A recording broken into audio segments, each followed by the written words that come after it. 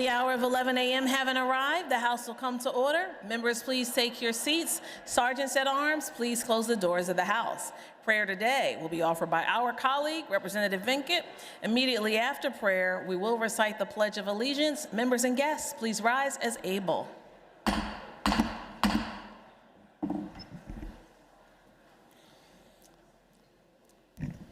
Thank you, Madam Speaker. This morning, I'll be offering an opening invocation from the Isha Upanishad, which is a Sanskrit Hindu text that delves into the knowledge of the self. It's of particular meaning to me to give this prayer this year because it is the 50th anniversary of the opening of the place of worship for me and my family, the Sri Venkateswara Temple in Penn Hills in our colleague Representative McAndrews' district, and immediately adjacent to Representative Markozik and Representative Cooper's district. SV Temple is the first freestanding Hindu temple that was built by Hindu immigrants in North America, dating back to 1976. So again, this is a special meaning to give this prayer today. I'll be reciting twice in Sanskrit and once in English. Please pray or contemplate as appropriate. Purnamada, Purnamidam, Purnat Purnam, Udachyate, Purnasya, Purnam Adaya, Purnam Evava, Vasishyate. Purnamada, Purnamidam, Purnat Purnam, Udachyate, Purnasya, Purnam Adaya, Purnam Evava, Vasishyate. Om Shanti Shanti Shantihi. In translation, that is whole, this is whole, the whole arises from the whole. Having taken the whole from the whole, only the whole remains. Om, peace, peace, peace. I pledge allegiance.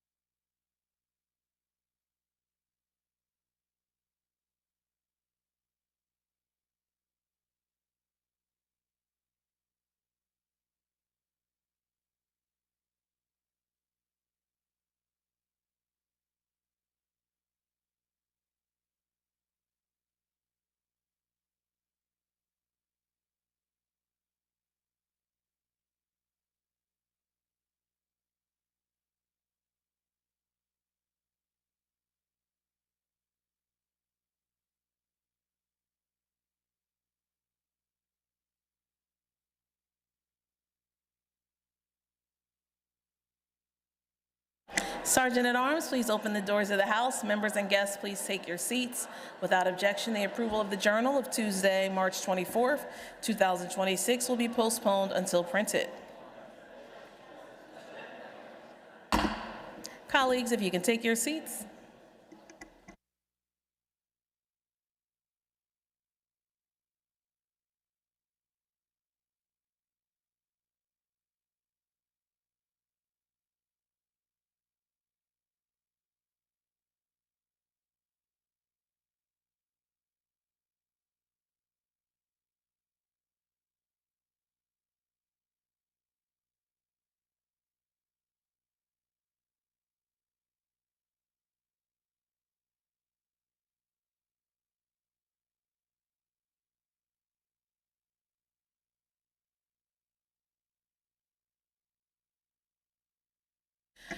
In the front of the House, our colleague that serves York, Representative Anderson, has a guest page.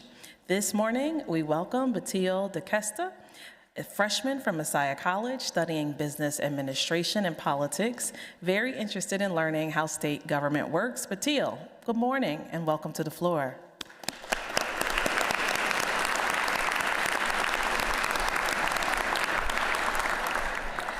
Our colleague that serves Cumberland County, Representative Delosier, also has a guest page here today.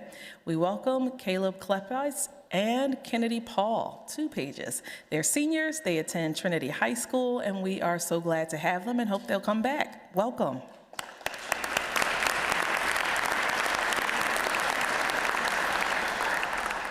To the left of the speaker's rostrum, it's the chair's honor to welcome back to the Capitol after spending all Crown Day with us on Monday, attending 10 events, including spending some time with His Excellency the Governor. We are thrilled to have, all the way from Berks County, Lindsay Allen. Lindsay is Miss Pennsylvania Teen 2025. She's here with her lovely mother, Amanda.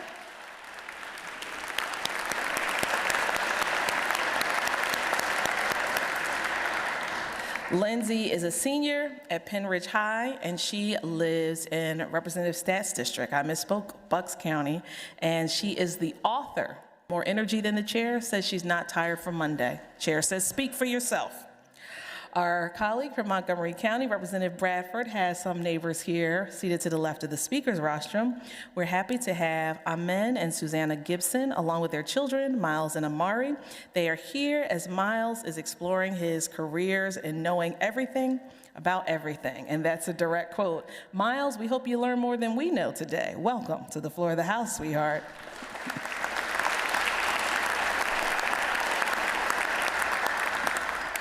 Our colleague that serves Philadelphia, Representative Carroll, has some special guests seated to the left of the speaker's rostrum this morning. We have Walter Nagel, who is the partner of the late Bayard Rustin.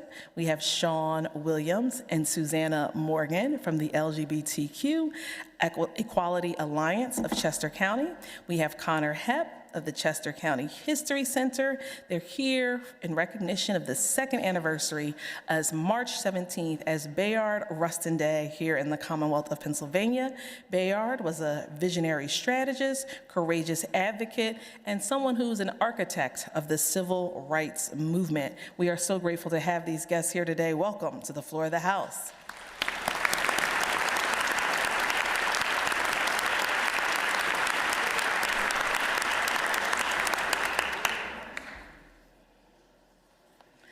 Our colleague that serves Dauphin County, Representative Fleming, has guests seated to the left of the speaker's rostrum. We're honored to have in our present Command Sergeant Major Nicholas Lazar III, along with his wife Sandy and their daughter Erin. They are celebrating his well-deserved retirement from the Pennsylvania Army National Guard. Thank you for your years of service to our nation.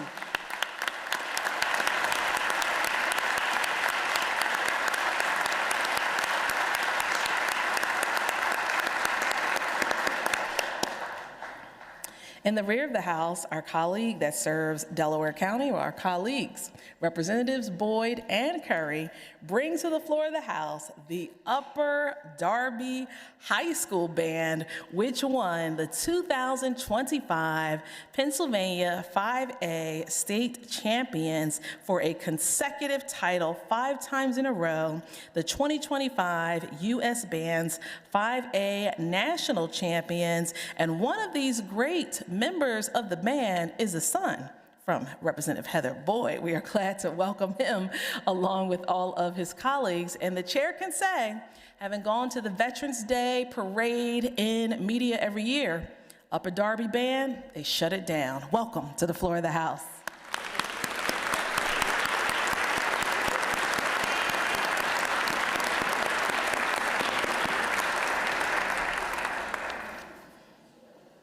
In the gallery, Representative Carroll has some guests for the Trans Day of Visibility. We are thrilled to welcome the CEO of Visible Truth 365, AJ Scruggs, the senior consultant to the Purple Elephant firm, Selena McLean, Dr. Darius McLean, the executive director of the William Way LGBTQ Center, Naima Sanchez, who is a transgender rights activist, and the vice chair of Trans Uniting, Dina Staley, the executive director of Trans Uniting and co-director of QMNTY Continuum. With these advocates and leaders, please stand in the gallery so we can welcome you to the floor of the House. Thank you for your work.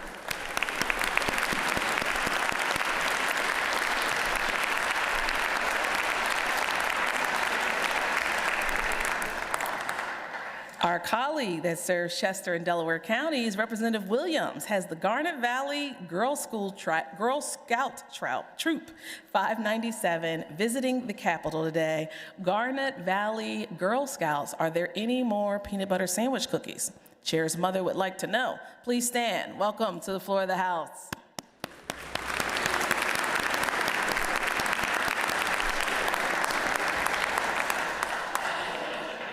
Our colleague that serves Bucks County, Representative Brennan, has students from the Soulbury School. They are a part of the school's social justice concentration, which encourages students to engage in their local government. Soulbury School, would you stand and welcome to the floor of the House? Glad to have you today.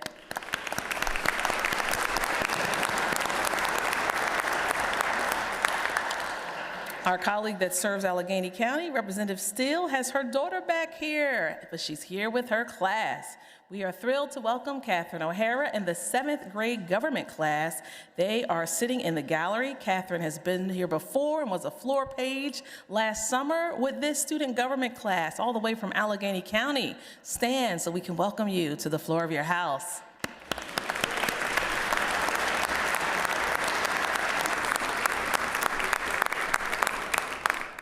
Are there requests for leaves of absence? The chair recognizes the majority whip, who indicates there are none. The chair recognizes the minority whip, who requests that the gentlelady from Philadelphia, Representative White, be granted leave for the day. Without objection, the leave is granted.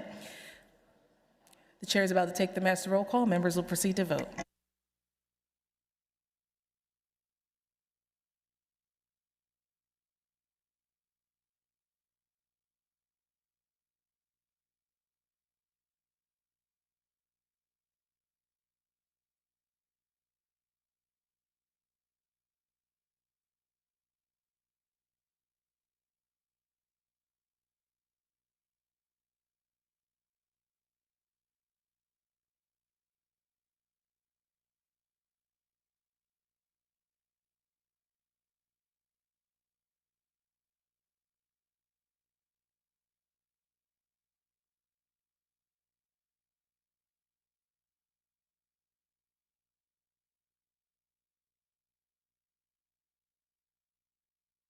Have all the members voted? Have all the members voted? Clerk will record the vote. 199 members having voted on the master roll call. A quorum is present. The chair recognizes the majority leader, who calls up House Resolution 394, printers number 2783 on page 7 of today's House calendar. Clerk will read a summary of the resolution. A resolution designating March 17, 2026 as Bayard Rustin Day in Pennsylvania, introduced by Representative Carroll. Will the House agree to the resolution? On that question, the chair recognizes the maker of the resolution, the gentleman from Philadelphia, Representative Carroll.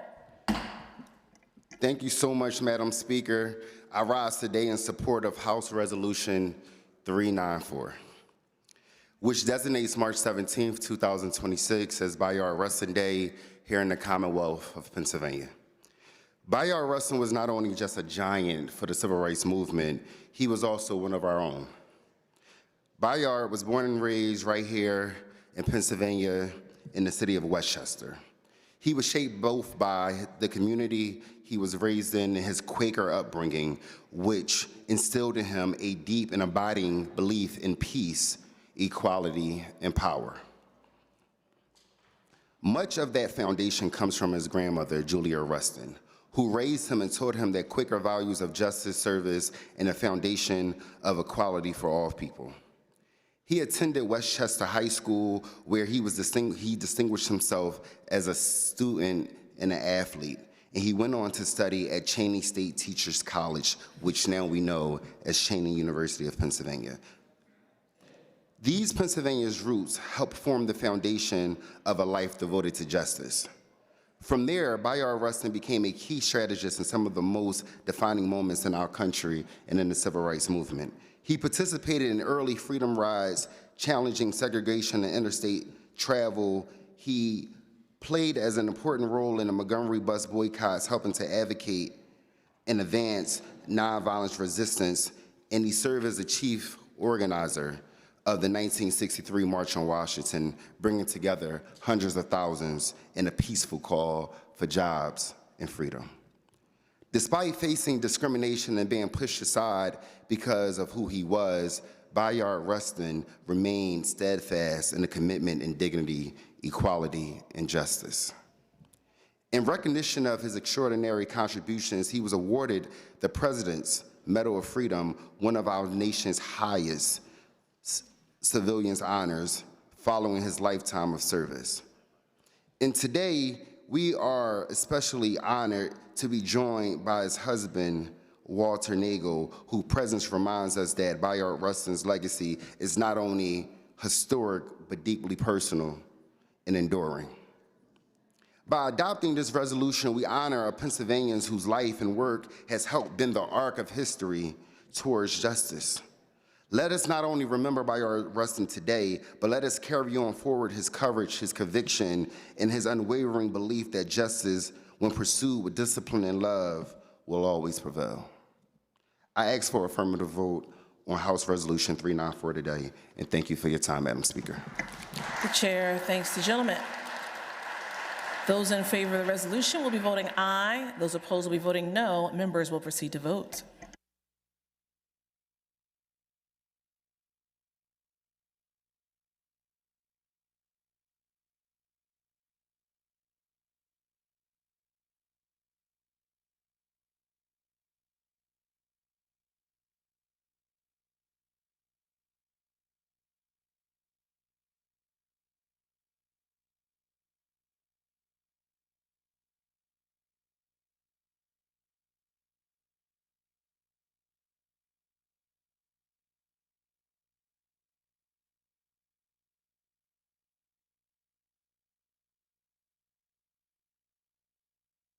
Have all the members voted? Have all the members voted? Clerk will record the vote on the resolution. The ayes are 195, the nays are 4. The resolution is adopted.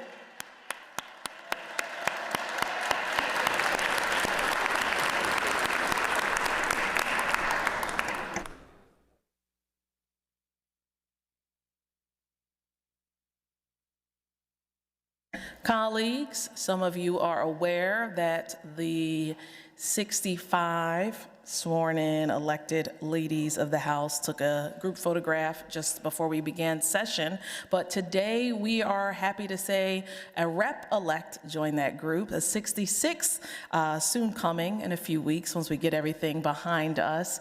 We're happy to welcome for the first time to the floor of the House the first woman to represent Adams County, State Representative-elect Catherine Wilson. She's in the rear of the chamber. You can stay right there so the camera can catch you. You can wave and we're going to clap. Welcome, Sister Rep.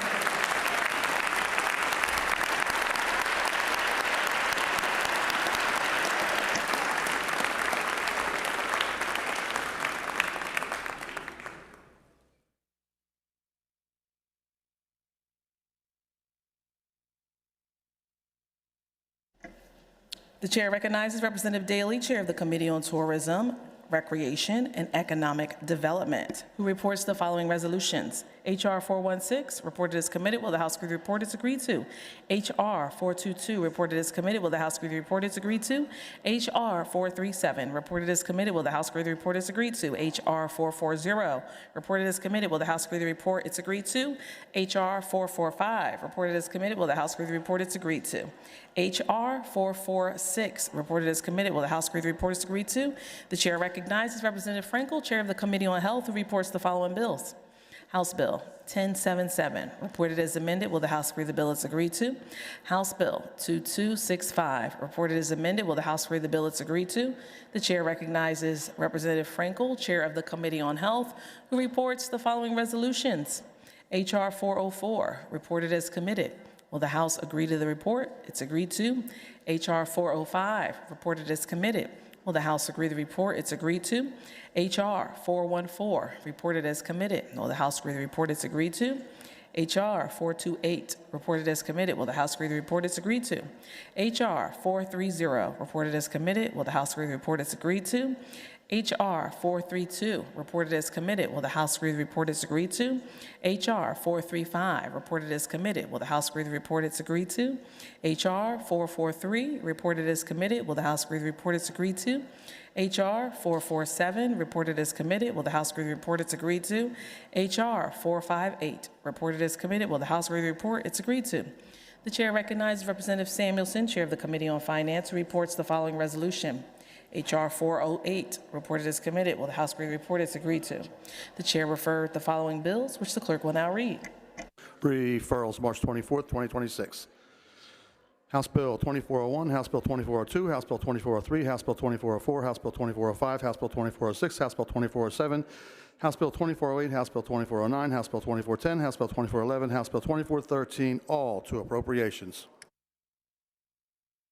Chair recognizes the gentleman from Beaver, Representative Matsey, Majority Caucus Chair, for a caucus announcement. Thank you, Madam Speaker. House Democrats will caucus at noon. House Democrats will caucus at noon. We will be prepared to return to the floor at 12:45. Thank you, Madam Speaker. Chair thanks the gentleman. Chair recognizes the gentleman from Bradford, Representative Owlett, for a caucus announcement. Thank you, Madam Speaker. House Republicans are going to caucus at 12 and be prepared to be back here at 12:45. Thank you. Chair thanks the gentleman. Chair recognizes the gentleman from Lackawanna County, Representative Mullins, for a committee announcement. Thank you, Madam Speaker. The Appropriations Committee will meet immediately upon the break in the Majority Caucus Room. All members of the Appropriations Committee, please start making your way to the Majority Caucus Room. Thank you, Madam Speaker. Chair thanks the gentleman. The House will stand in recess until 12:45 p.m. unless sooner recalled by the Speaker.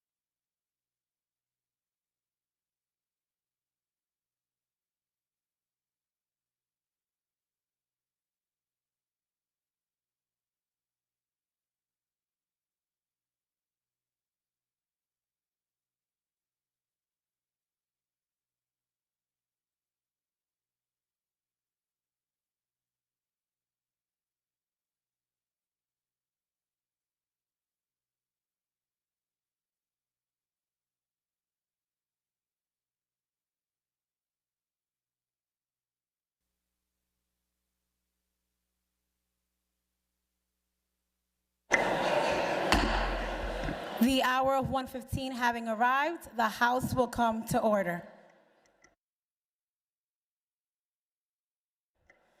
The chair recognizes Rep. Kulik, Chair of the Committee on Game and Fisheries, who reports the following bills. HB 1950, reported as committed. Will the House agree to the bill? Agree to.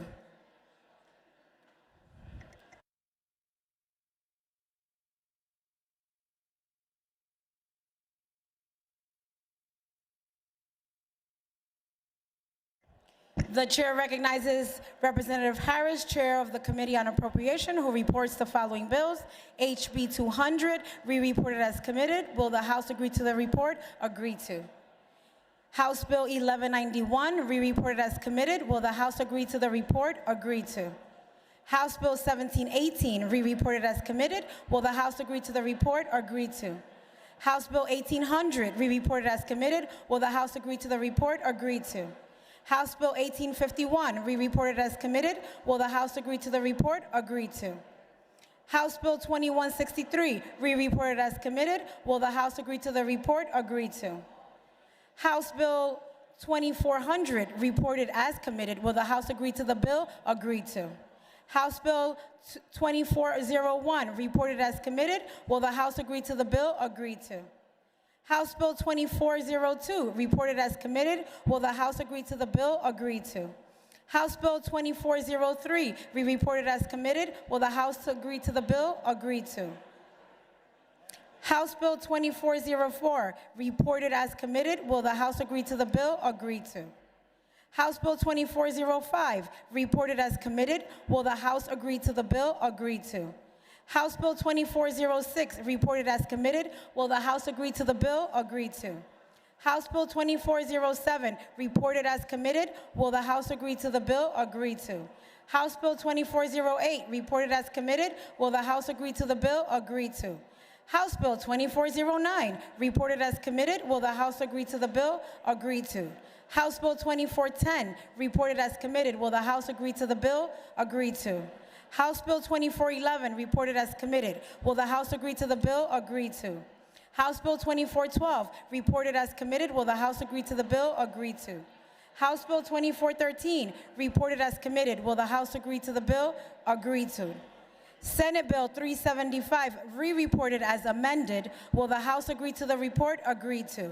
Senate Bill 1218, re-reported as committed. Will the House agree to the report? Agree to.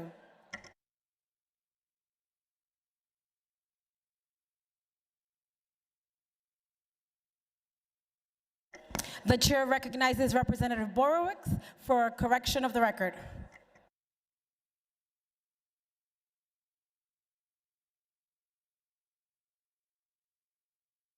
No. Thank you, Madam Speaker. I rise to correct the record. I was voted yes on House Resolution 394, and I would like to be recorded as a no, please. The gentlelady's remarks will be spread across the record. Thank you.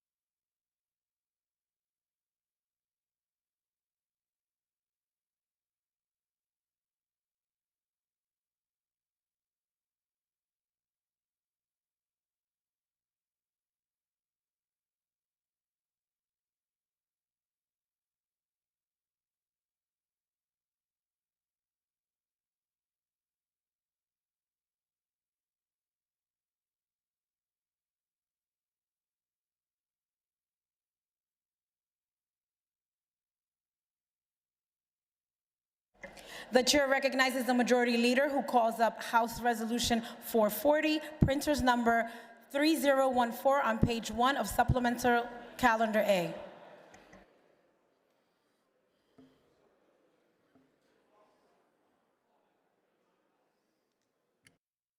The clerk will read a summary of the resolution. A resolution designating March 8th, 2026 as Fight of the Century Day in Pennsylvania, introduced by Representative Bellman.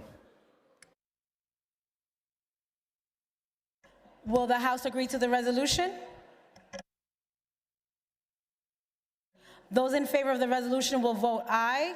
Those opposed, no. Members will proceed to vote. Have all the members voted? Have all the members voted?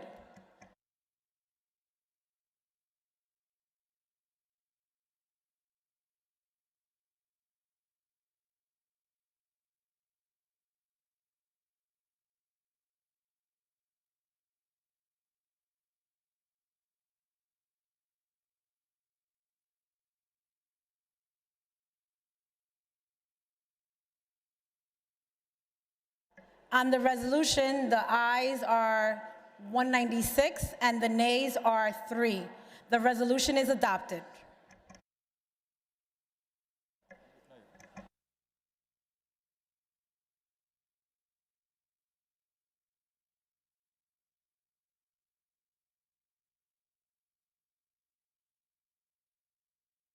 The chair recognizes the majority leader who calls up House Resolution 445, printer's number 3021 on page 1 of Supplemental Calendar A. The clerk will read a summary of the resolution. A resolution designating April 8th, 2026 as the Pennsylvania State University IFC Pan-Atlantic Dance Marathon Thon Day in Pennsylvania, introduced by Representative Carrie Benninghoff. Will the House agree to the resolution? On that question, the chair recognizes Representative Benninghoff from Center District. Kristen.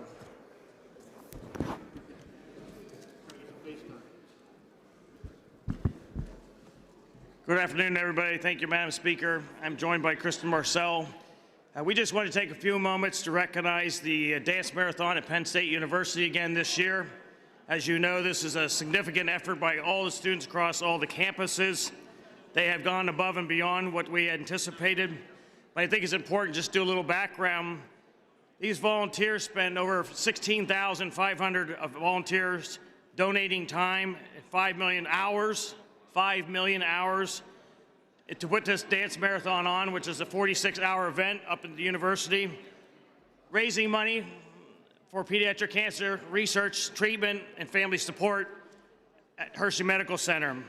Keep in mind they're raising money to help families that they may never meet. Some they do at the thon if you've never been to the event, which I know Kristen Marcel was there when she was in college about 10 years ago, and continues to be a good supporter of that. Some of you may not know this dance marathon has been going on for just shy of 50 years, starting back in 1977. I think it's important that we give a shout out to these young people. We would tend to see as a society sometimes only acknowledge when young people get in trouble, but this is a tremendous group of people across all paths of life, curriculum opportunities. They have gone on in this year's Dance Marathon 2026 with the theme of Love Leads Forward. And at the end of this thing, they revealed a total fundraising effort of $18,841. Pardon me, am I reading that right? $18,841 and some change. That's a significant amount of money. We're very, very proud of them. Please join me in applauding them. Thank you, Madam Chairman. We appreciate the members' time and their indulgence. We've got some great young people in this state. Thank you. Those in favor of the resolution will vote aye. Those opposed, no. Members will proceed to vote. Have all the members voted? Have all the members voted?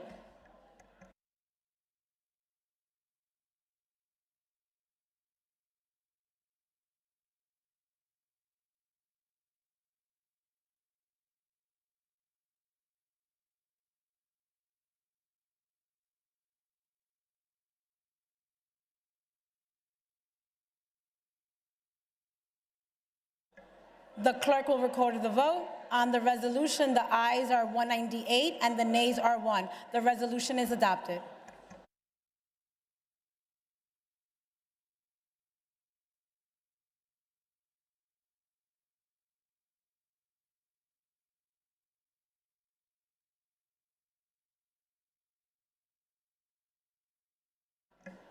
The chair recognizes the majority leader who calls up House Resolution 446, printer's number 3022 on page 1 of Supplemental Calendar A. The clerk will read a summary of the resolution. A resolution designating March 25th, 2026 as Greek Independence Day in Pennsylvania, introduced by Representative Steve Malagari. Will the House agree to the resolution? On that question, the chair recognizes Representative Malagari from Montgomery County. Thank you, Madam Speaker. I won't take a lot of time. 205 years ago, the Greek people stood up against the Ottomans and won their independence and started that process in 1821.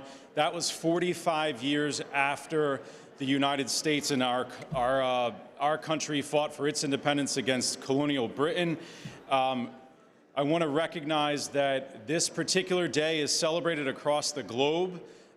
It is celebrated in every state house that's possible. A lot of the chambers across the globe celebrate this as well, and commemorating that we are continuously promoting democracies around the world and continuing that legacy of freedom and liberty for all.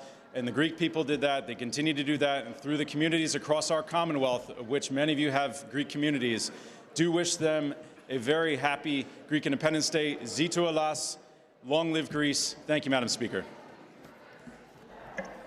Those in favor of the resolution will vote aye. Those opposed, no. Members will proceed to vote. Have all the members voted? Have all the members voted?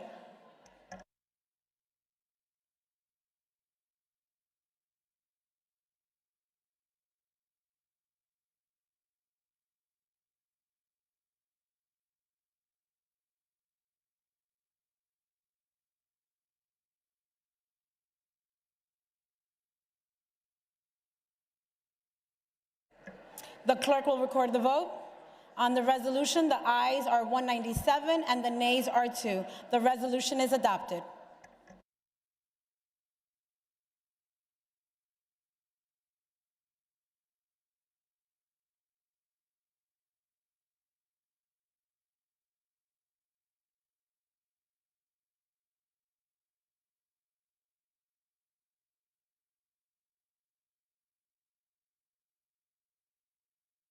Colleagues, if you could hold your conversation, we just have some guests to acknowledge and a retiring member of our staff.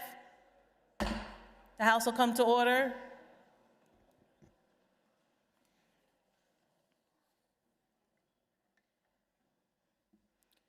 Colleagues, this afternoon, seated to the left of the Speaker's rostrum, it's the Chair's honor to acknowledge Richie LaFavor. Am I saying it right? I got the nod. Richie has dedicated 27 years to the House Republican Caucus. He is the executive director for the Appropriations Committee. He is a well-known fixture here in the Capitol. He's respected by our colleagues on both sides of the aisle. He is known for his steady leadership, his institutional knowledge, and his unwavering commitment to public service. Throughout his career, he's played a vital role for many chairs and made sure that we have responsible budgets, that he has guided many members with so much professionalism and integrity. His legacy will always remain here in the Capitol while he's off in the sunset in retired life. And we wish Richie the very best on his well-earned retirement after 27 years of dedicated service to the House Republican. Congratulations.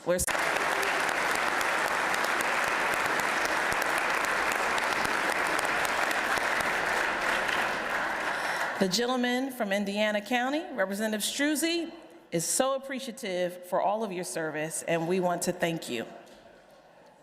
Colleagues, we have some special guests that have arrived in the halls of the House for afternoon session. Our chair, Representative Harris from Philadelphia, Representative Parker from Philadelphia, and Representative Nelson from Philadelphia are proud to welcome the members of the Prince Hall Masons. These gentlemen,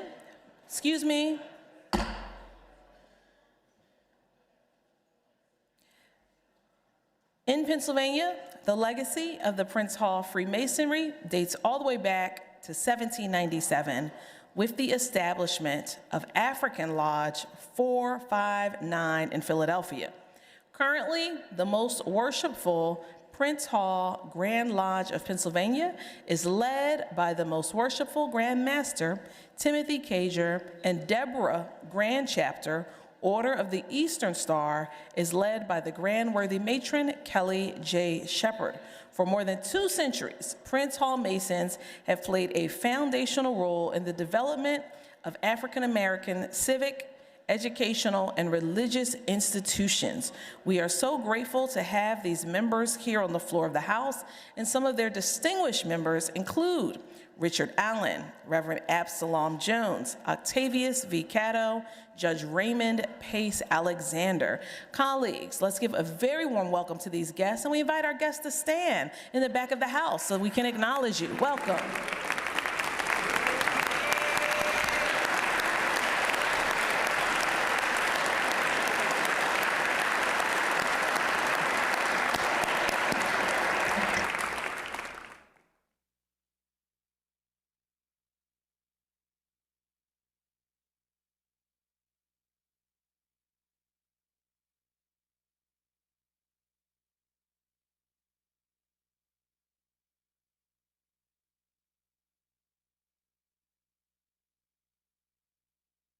Chair recognizes the Majority Leader, who calls up House Resolution 424, pointers number 2964, on page 8 of today's House calendar. Clerk will read a summary of the resolution.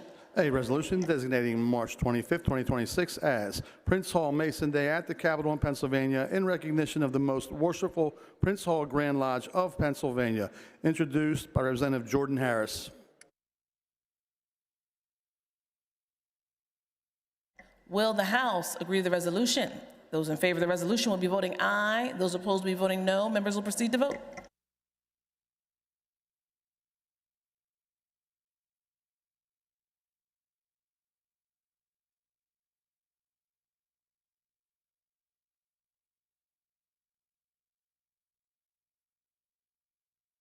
Have all the members voted? Have all the members voted?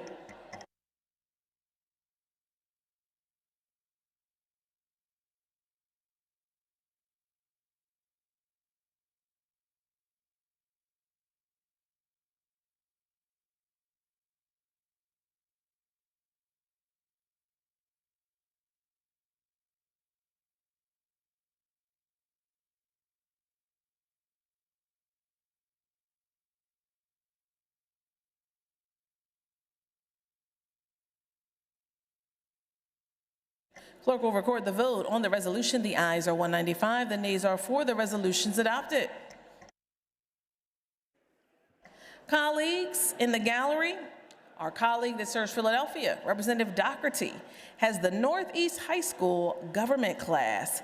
The Northeast High School government class is learning social studies that includes American history, African American history, economics, and government studies. Would the Northeast High School government class please stand? Welcome on the floor of the House.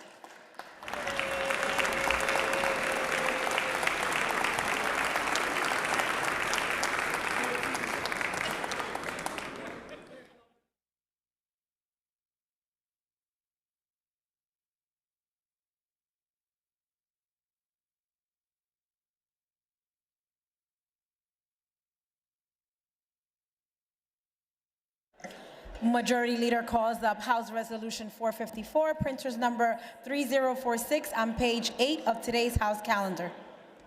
The clerk will read the summary of the resolution. A resolution designating March 26, 2026 as Bangladesh Day in Pennsylvania, introduced by Representative Steve Malagari. Will the House agree to the resolution?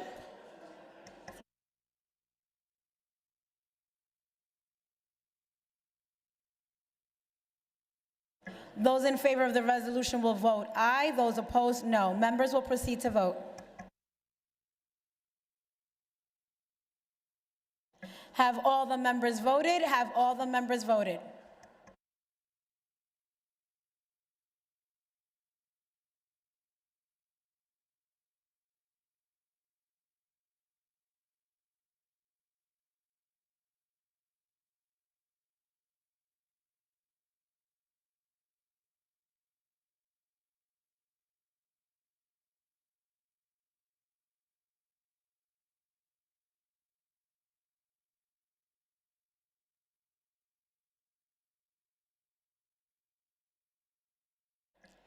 The clerk will record the vote. On the resolution, the ayes are 192 and the nays are 7. The resolution is adopted.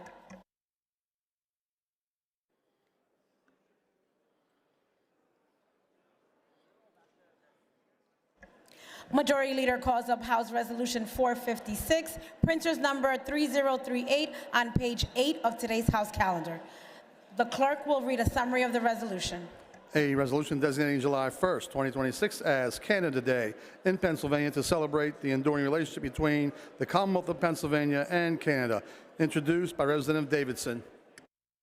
Will the House agree to the resolution on that question? The chair recognizes Representative Davidson from Dauphin County.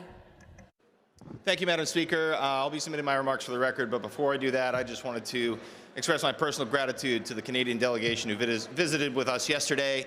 Our partnership is so important to our economy here in the Commonwealth, but it goes beyond our economic ties to our cultural, sports, and arts ties, and familial and friendship ties. So thank you, Madam Speaker. I'll be submitting my remarks for the record. The chair thanks the gentleman. Those in favor of the resolution will vote aye. Those opposed, no. Members will proceed to vote. Have all the members voted? Have all the members voted?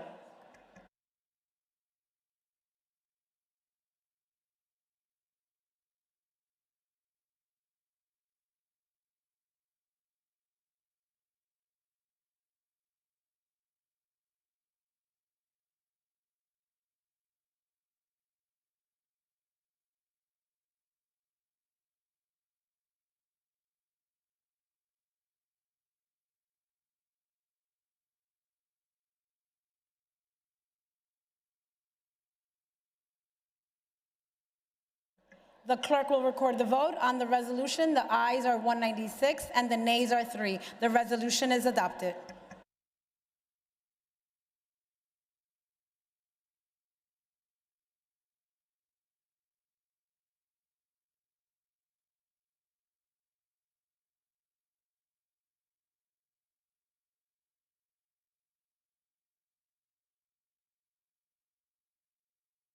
Members, if I can please have your attention, we have some guests joining us in the gallery.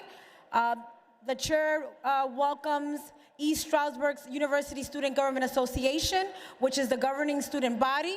Their mission is to represent and advocate for the East Stroudsburg University student body and provide services that will enrich their academic, social, and professional development at the university.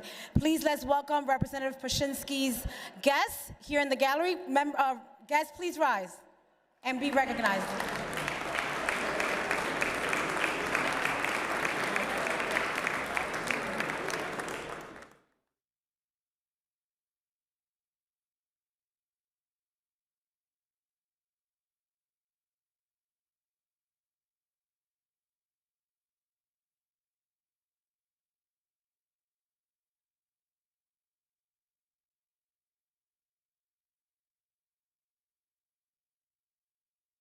The bill. This bill provides for a moratorium on the privatization of public water and wastewater systems. Will the House agree to the bill? Agreed to. The chair recognizes the majority leader who calls up House Bill 2150, printers number 3029 on page 1 of today's House calendar. The clerk will read a summary of the bill. This bill establishes annual energy and water reporting requirements for data center facilities. Will the House agree to the bill? Agreed to. The chair recognizes the majority leader who calls up House Bill 2151, printers number 3030 on page 2 of today's House calendar. The clerk will read a summary of the bill.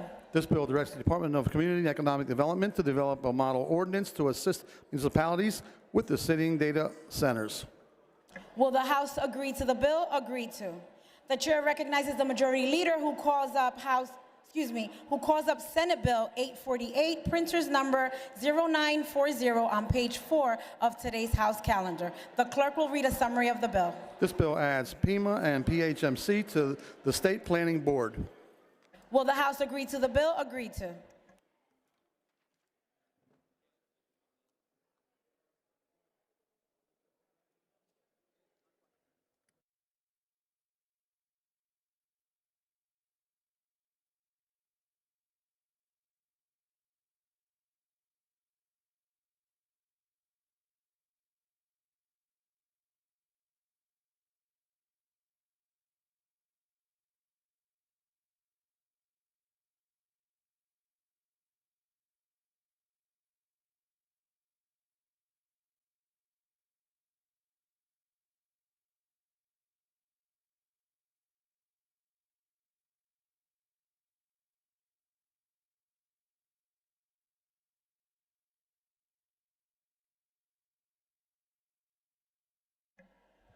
The chair recognizes the majority leader who calls up House Bill 200, printers number 3076 on page 3 of supplemental calendar B. Will the House agree to the bill? Agreed to. The clerk will read the title and a brief description of the bill. This bill establishes the Family Medical Leave Program Fund and Advisory Board.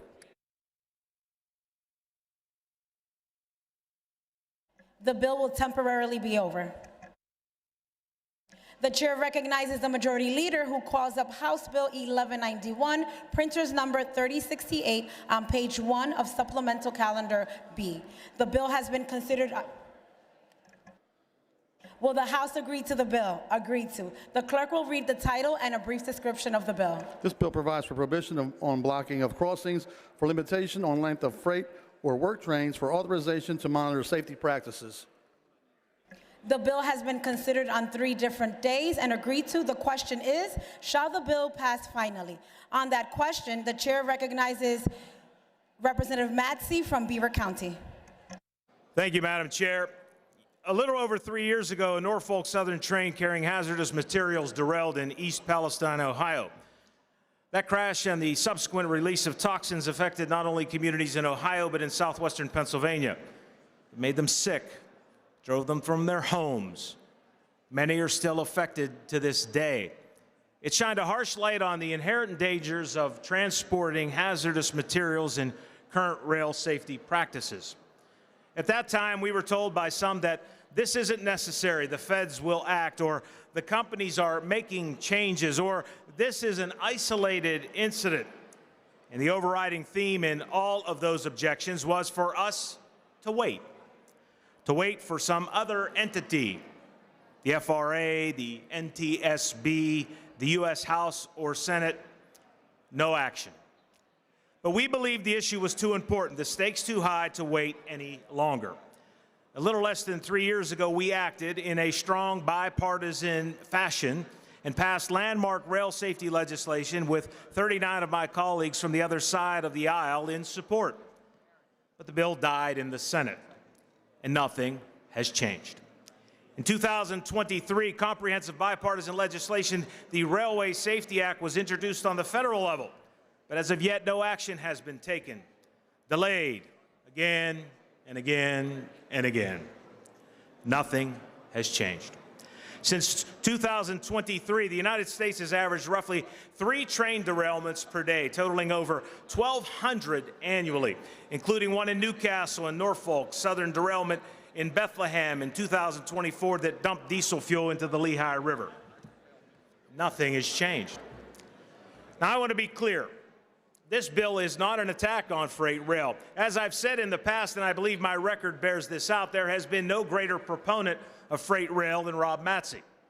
Rail transport remains the safest method of transport faced, but it needs to be even safer. The status quo simply will not do. The stakes are too high, the risks too great. We very clearly cannot afford to wait any longer. Something must change. There is undoubtedly an inherent danger in the transport of these materials. Accidents will happen, but many, with the changes contained in House Bill 1191, can be avoided. We owe it to the people that sent us here to ensure that we are doing all we can to make rail transport as safe as possible. Something must change. How many derailments are enough? How many more lives should be ruined? How much property should be damaged? How many East Palestinians should we expect? When is enough enough? We are the people's house. It's who we serve. Let's serve them today by voting yes on House Bill 1191. Thank you, Madam Chair. The chair thanks the gentleman from Beaver. The chair now recognizes the gentleman from Clearfield County, Representative Kephart.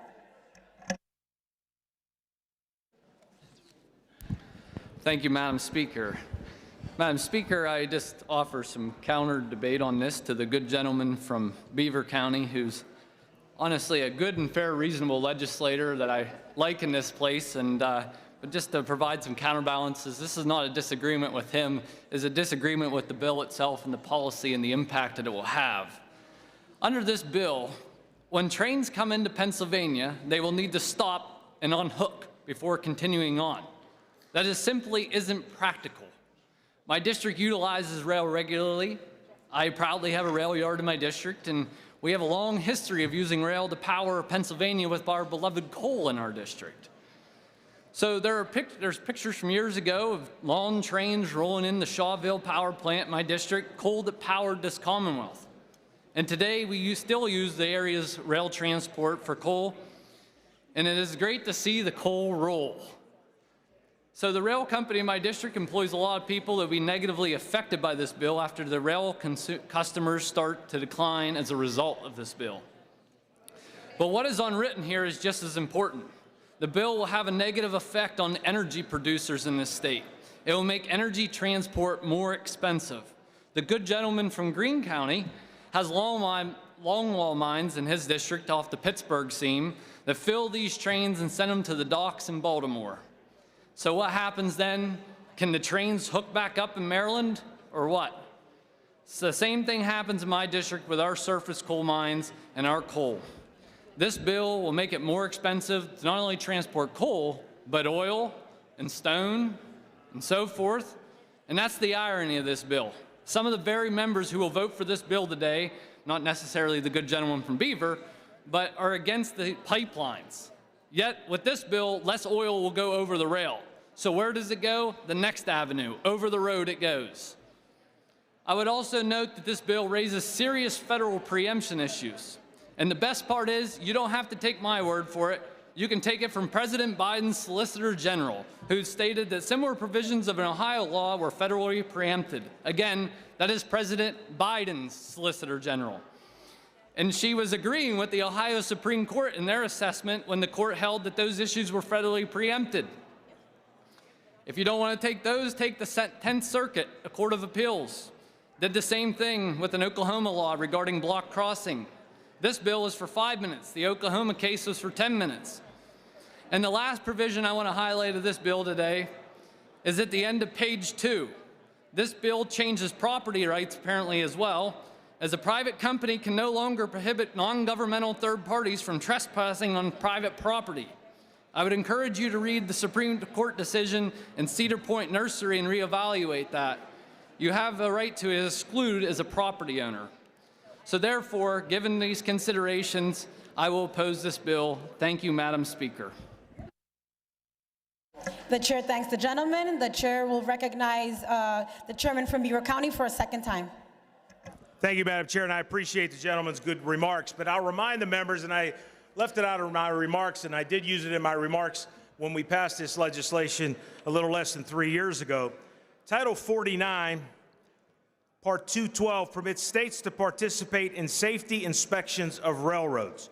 When this bill came up the last time, we heard from the railroads, and I met with them. I have 2 Class A railroads in my district. I've got Norfolk Southern on one side of the Ohio River, and I have on the opposite side of the river another railroad.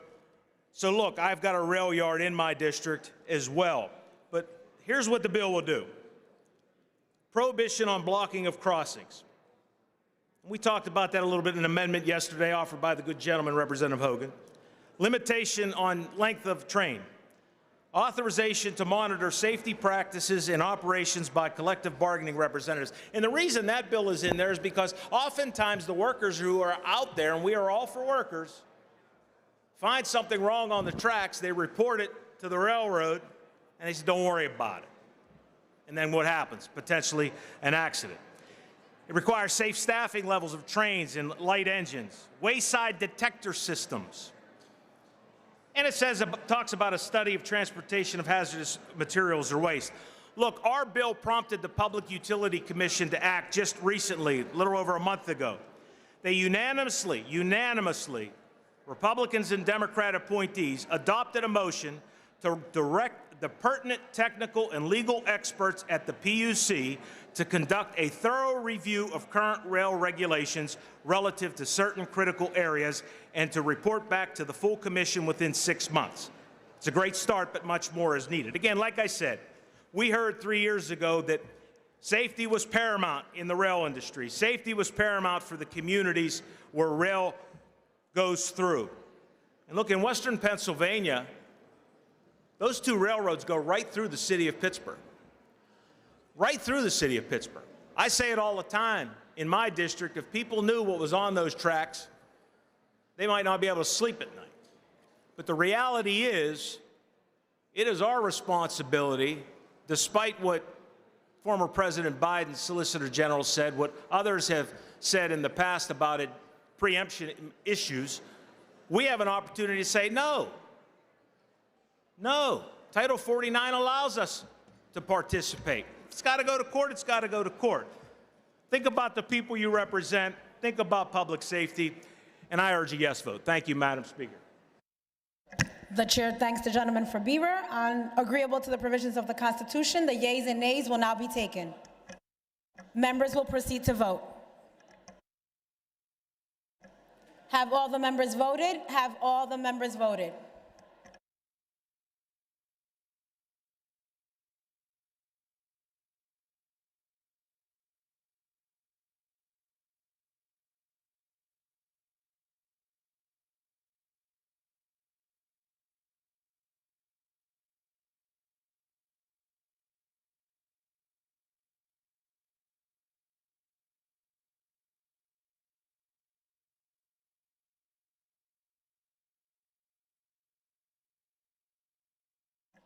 The clerk will record the vote. On the final passage of the bill, the yeas are 120 and the nays are 79. The majority required by the Constitution having voted in the affirmative, the bill passes finally, and the clerk will present the same to the Senate for concurrence.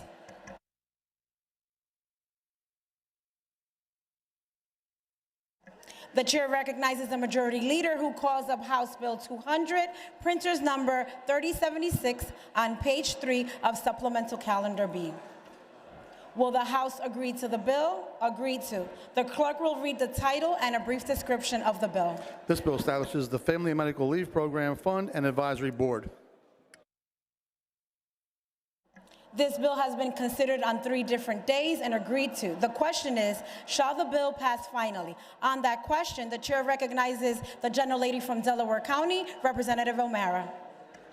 Thank you, Madam Speaker, and thank you to all of my colleagues for your support as we work to move House Bill 200 or the Family Care Act to this point.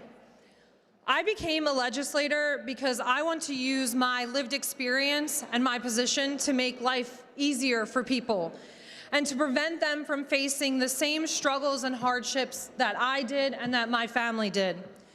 You all know the story of my father. I've talked about him on this floor many times, and I appreciate support you've given on previous legislation. But I don't often talk about what it was like after he passed away and left my mom as a single mom with 3 kids and no job. It was very hard. We relied on public schools, CHIP, and my dad's union pension, and we lived here in Pennsylvania. The House will come to order. Members will take their seat. Take your conversations off the floor.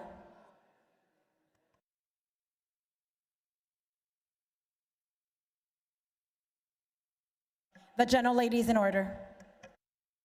Thank you. One of the wonderful things that happened to my family was in 2008, my mom was shocked to find that she was expecting a new baby. I was 18. She had landed a job as a school bus driver in Upper Darby. That was a union job, which was good. It gave her good wages and benefits. But she was due to have her baby in May of 2008. She had to go back to work before the school year ended if she were to keep health benefits for us through the summer. So at 3 weeks postpartum, before she had seen her doctor, before she had even made it a month, she was back to work, and I was at home as an 18-year-old caring for a newborn baby. She was really lucky that she had in-home childcare that could support her in that way. But I can tell you that it was really hard for me, and most families don't have that type of situation. I was also a college student, paying for myself to go through college at Westchester University and driving back and forth to help my mom make sure my little brother was being taken care of every day. I later went on to marry a disabled combat veteran, served 2 tours of duty in Afghanistan, also a lifelong Pennsylvania resident. And I watched him struggle to get and keep jobs because he deals with injuries that he'll face for the rest of his life. He has 2 Purple Hearts and was shot 3 times. His last job that he was holding before his VA pension kicked in, he was denied FMLA because he was short of the 1-year requirement by 1 month. He had to choose between literally going to the VA to seek emergency care for GI issues from suffering from a gunshot wound or getting paid. He quit his job because he couldn't continue to do that. These are things that we will later pay for here in Pennsylvania when we have workers unable to contribute to the workforce because they're choosing between their paycheck and caring for themselves. I'm really fortunate in the position that I have, as I've recently have had 2 kids, and you all share that privilege with me. But after I had my first daughter, Catherine, which she's the reason I was late, she's up here with me today, I came back to work 4 weeks later because I was worried about the pressure that I would face at work, the criticisms I would receive as a legislator who's taking time off. And it was so hard on my family. I struggled with postpartum depression. I struggled breastfeeding my daughter. Her literal health was impacted because I was so stressed out.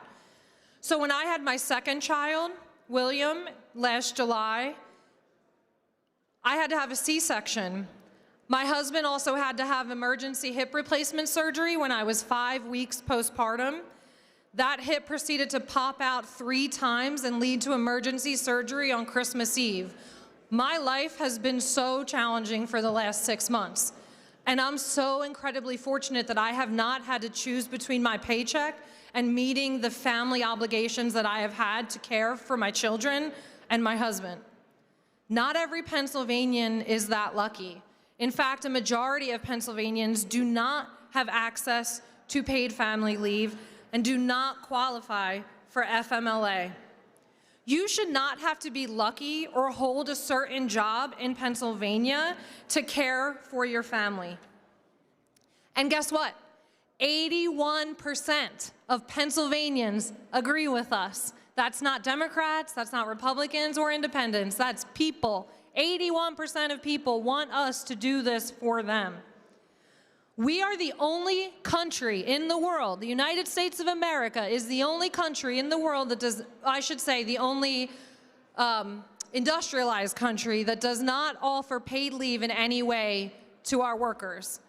And if Washington, D.C. isn't going to get it done, then frankly, colleagues, it is our responsibility to deliver for the people of Pennsylvania. This legislation has been supported by almost half of this body, has bipartisan, bicameral support. In the Senate, 62% of the Senate has signed on to be sponsors, co-sponsors of this legislation. This legislation is pro-family, pro-business, and pro-life. And in today's economy, when people are struggling to make ends meet, to pay their bills, to buy groceries, we need to support them now more than ever. We can do that today by voting yes on House Bill 200. Thank you, Madam Speaker. The chair thanks the gentlelady from Delaware County and now recognizes the gentlelady from Bucks, Representative Tomlinson. Thank you, Madam Speaker. The Family Care Act and paid family leave has always been a top issue for me. This has been an issue I have supported since I was first elected, and in recent years, I have been a proud co-prime sponsor. I've seen firsthand the need for this, not only as a young woman, but as a funeral director as well. It has always been my goal with this legislation to make sure that we are supporting hardworking families of Pennsylvania while also keeping small business in mind. We live in a time where the need for paid family leave is more apparent than ever. Today, I will be voting yes on this bill, but only to show my support for the issue itself. Like I mentioned before, I am a co-prime sponsor on this legislation, and I was notified on Thursday that this bill would be running today. I was also notified that there would be a gut and replacement amendment that would change this bill as I know it. Now, don't get me wrong. I appreciate the effort and attention to this very important issue, but I am disappointed in the way that we have gone about it. This is a serious issue and one that matters deeply to hardworking families across the state. There is a companion bill in the Senate, and in my opinion, if we were serious about getting this done, I think we could have worked better with the other chamber, had some discussions, and maybe made a little compromise and come up with a constructive plan to make sure that the bill we have in front of us actually had a chance of getting accomplished. Unfortunately, that's not what happened. The bill we are voting on will go nowhere after today. This bill has been reconstructed and thrown together very quickly for the sake of saying we did something, and that's unacceptable to me. We are elected to deliver. The gentlelady will suspend. The gentlelady will not question the motives of members. The gentlelady will proceed. As I was saying, we are elected to deliver for the people we represent. And I truly do hope that one day very soon we can finally come together and make a real effort to deliver paid family leave for all Pennsylvanians. Thank you, Madam Speaker. The chair thanks the gentlelady from Bucks, and the chair now recognizes the gentleman from Blair, Representative Barger.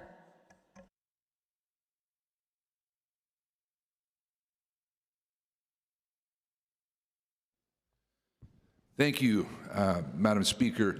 I do appreciate the argument from my colleague that this bill is important to her because it's important to 81% of Pennsylvanians, but that argument falls flat to me because if that was true, you folks would be running SB 9 since that's important to 80% of Pennsylvania. The gentleman will suspend.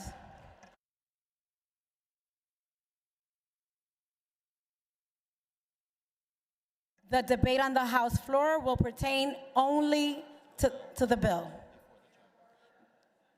before the chamber.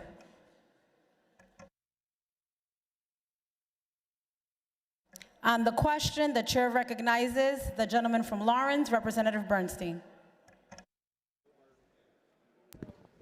Thank you, Madam Speaker. Madam Speaker, the previous version of this bill had a tax increase of $4.5 billion. Ladies and gentlemen, a yes vote on this bill, because nothing else changed other than the funding mechanism, would in fact be a $4.5 billion tax increase on Pennsylvania small businesses. $4.5 billion for businesses that are struggling to make ends meet, people that are working 60, 70, 80 hours a week with very few employees, because we know that FMLA is already covered by those big businesses. Those that need it most will be caught and stuck with a $4.5 billion tax increase. I would encourage the members to not vote for a $4.5 billion tax increase. Thank you, Madam Speaker. The chair thanks the gentleman from Lawrence. The bill has been considered on 3 different days and agreed to. The question is, shall the bill pass finally? Agreeable to the provisions of the Constitution, the yeas and nays will now be taken. Members will proceed to vote.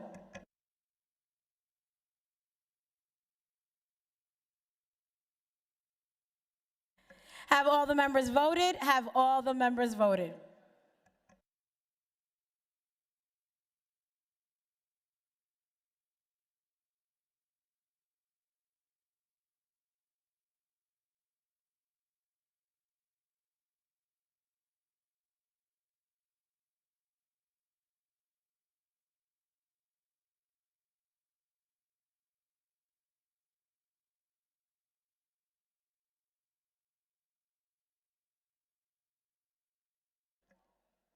The clerk will record the vote. On the final passage of the bill, the yeas are 107 and the nays are 92.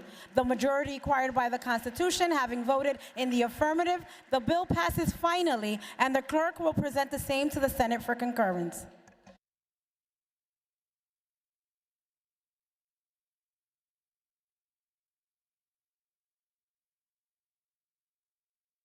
The chair recognizes the majority leader who calls up House Bill 1718, printer's number 2822, on page 2 of Supplemental Calendar B.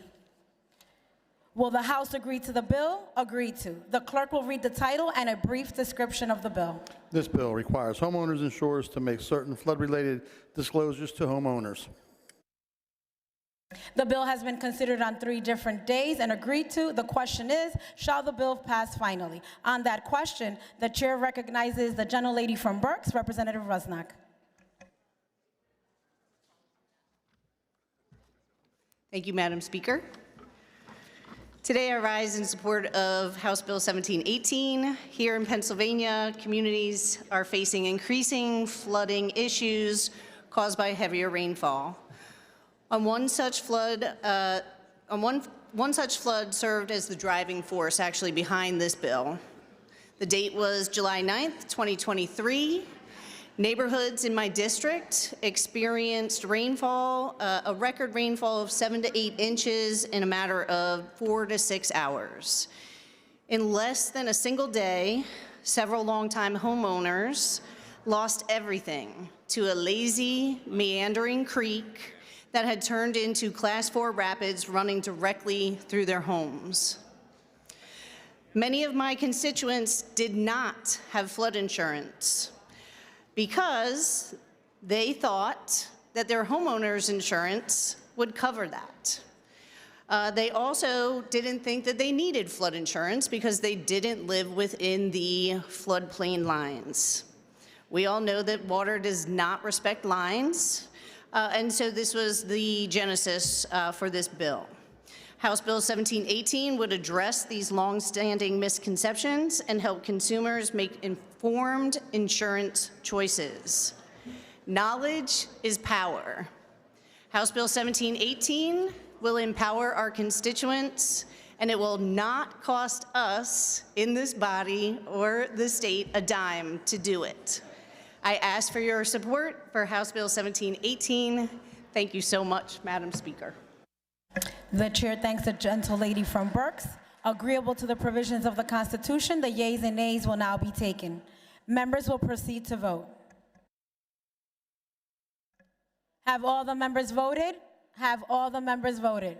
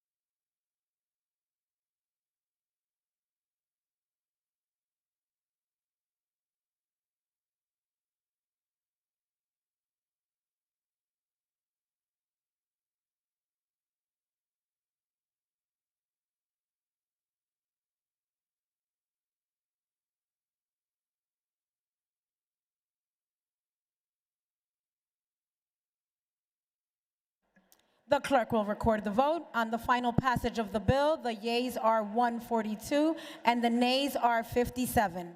The majority required by the Constitution having voted in the affirmative, the bill passes finally, and the clerk will present the same to the Senate for concurrence.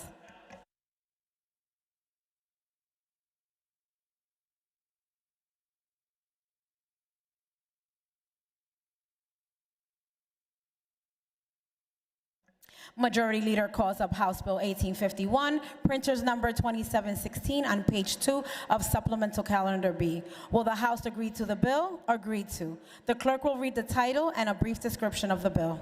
This bill provides authority for midwives to certify fetal death. This bill has been considered on 3 different days and agreed to. The question is, shall the bill pass finally? On that question, the chair recognizes the gentlelady from Delaware, Representative Curry. Thank you, Madam Speaker. Good afternoon, and thank you for the opportunity to speak on House Bill 1851. As a mother, I cannot help but think about how sacred the moments surrounding birth and loss truly are some of the most tender, life-altering experiences a family will ever walk through. Moments filled with hope, vulnerability, love, and sometimes deep grief. This legislation speaks to those moments. It ensures that people who are present, who are caring for families with compassion and dedication, are properly recognized in this process. By including midwives in our vital records, we are simply acknowledging what so many families already know, that midwives are trusted, steady hands in some of the life's most important transitions. For many, especially in our communities, midwives are more than providers. They are advocates, they are listeners, and a source of comfort. They walk alongside families in a way that is deeply personal and rooted in trust. This may seem like a small change on paper, but for families and the midwives, it matters. It means their experience is seen, and it means their care is honored. And it means that even in moments of loss, there is a sense of dignity and respect in how those experiences are recorded and remembered.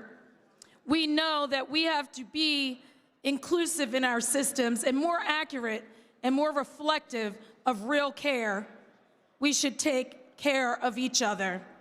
At the end of the day, this bill is about honoring families, honoring those who care for them, and making sure that our systems, our midwives, reflect both of these things with compassion. I am so proud to support this legislation. I am so proud that midwives are being recognized, and I ask for an affirmative vote on this House Bill 1851. Thank you. The chair thanks the gentlelady from Delaware. Agreeable to the provisions of the Constitution, the yeas and nays will now be taken. Members will proceed to vote. Have all the members voted? Have all the members voted?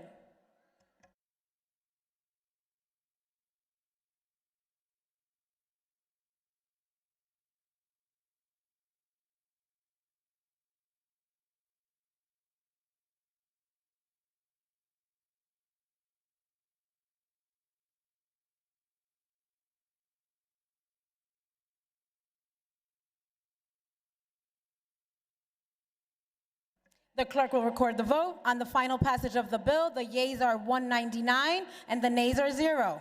The majority required by the Constitution having voted in the affirmative, the bill passes finally, and the clerk will present the same to the Senate for concurrence.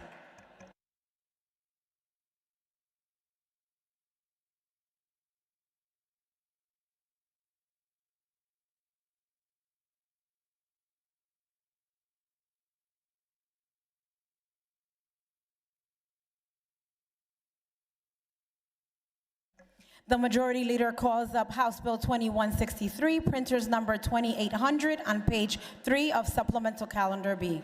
Will the House agree to the bill? Agree to. The clerk will read the title and a brief description of the bill. This bill amends the dental law to expand and extend where a dentist with a restricted faculty license may practice. This bill has been considered on 3 different days and agreed to. The question is, shall the bill pass finally? On that question, the chair recognizes the gentleman from Schuylkill, Representative Barton.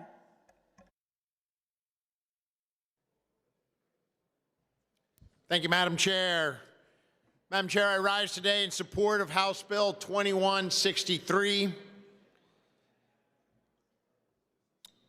We have the finest dental schools in the country here, and we have them in Temple, Pitt, and Penn, all metropolitan and fantastic dental schools.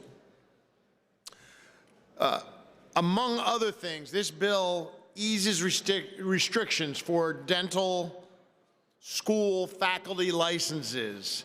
If we want more dentists, we have to have the faculty to teach them.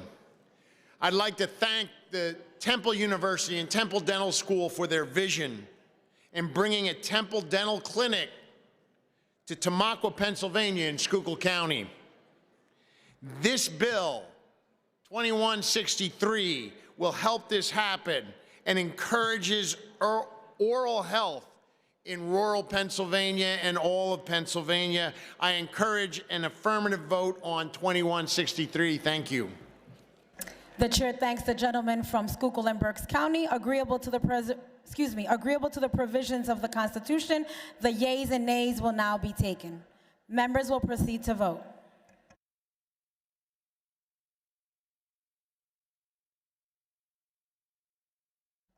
Have all the members voted? Have all the members voted?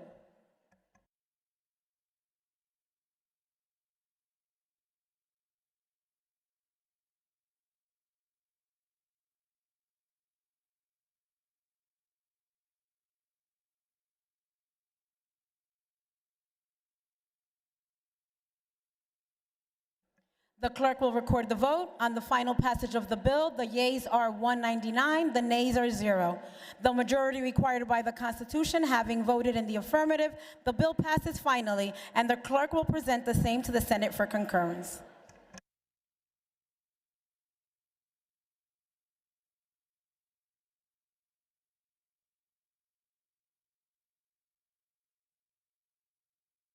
Chair recognizes the Majority Leader who calls up Senate Bill 1218, printers number 1510, on page 3 of Supplemental Calendar B. Will the House agree the bill is agreed to? The clerk will read the title and a brief description of the bill. This bill creates a Philadelphia 250 permit for the duration of the World Cup between June 11th and July 20th of 2026. Allow for extended hours. This bill has been considered on 3 different days and agreed to. The question is, shall the bill pass the House? Finally, on that question, Chair recognizes the gentlelady from Philadelphia, Representative Isaacson. Thank you, Madam Speaker. And I very much look forward to the celebration of our 250th anniversary in Philadelphia this summer. Right on this beautiful mural here that we all look at is Independence Hall in my district. And that is what that is where this country started, and that is what we are celebrating. And I'm very much looking forward to it.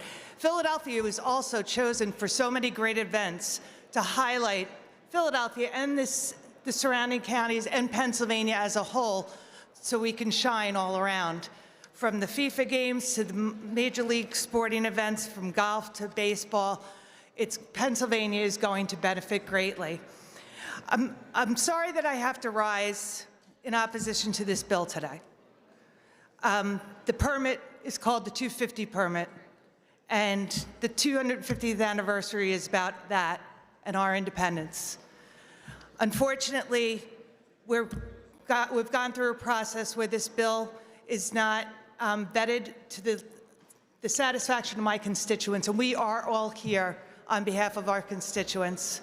And I am just, I really appreciate other things that are in this bill, and I wish it could have been differently, but I wanted to state before it goes up on the board and we see my no vote, why my no vote is there.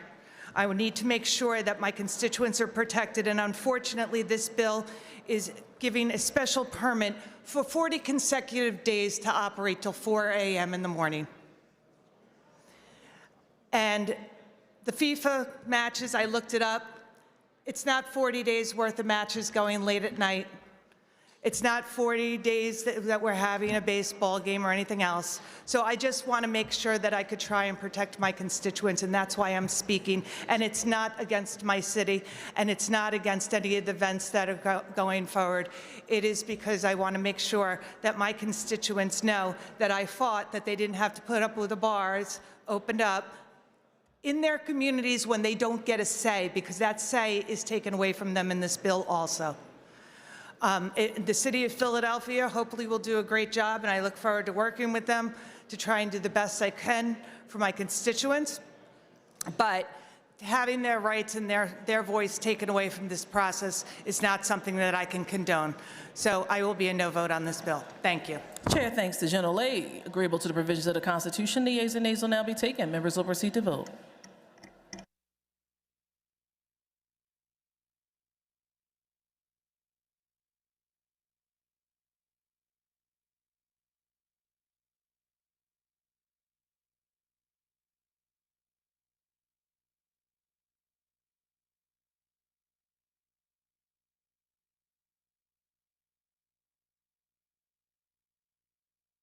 Have all the members voted? Have all the members voted?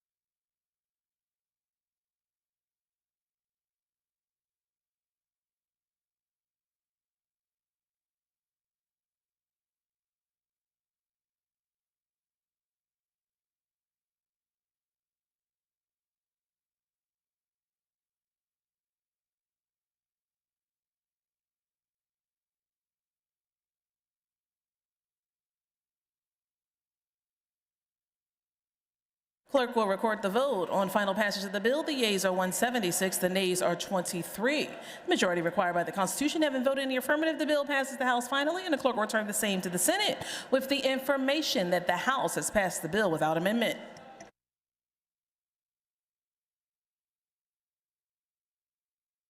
Chair recognizes the Majority Leader who calls up House Bill 1800, print is number 2214 on page 2 of Supplemental Calendar B.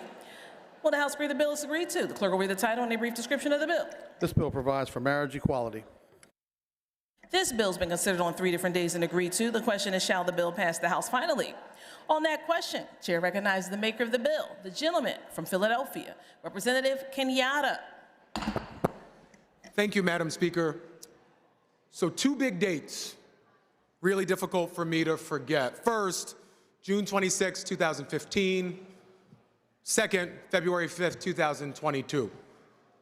That first date is the date that the Supreme Court ruled in a case Obergefell, ensuring that in the United States, everybody, regardless of who they love, can marry that individual that they love. And I know some folks in this building have never had to sit waiting, refreshing the homepage to see if a court has given you access to a fundamental right. But that's where I was, and the court decided correctly. And on February the 5th, 2022, I got to marry my best friend, Dr. Matthew Kenyatta, and I'm happy that so far, he's been okay, he's stuck around. But what's important is that our Commonwealth and our laws have not kept up with the court decision. And so as important as HB 1800 is for me, for my family, it's also a very simple bill that ensures that our laws reflect the law of this land as held in Obergefell. And I ask for an affirmative vote and hope that we can pass this with bipartisan support as we did in previous session. Thank you, Madam Speaker. Chair thanks the gentleman. Chair recognizes the gentleman from Lancaster, Representative Cutler.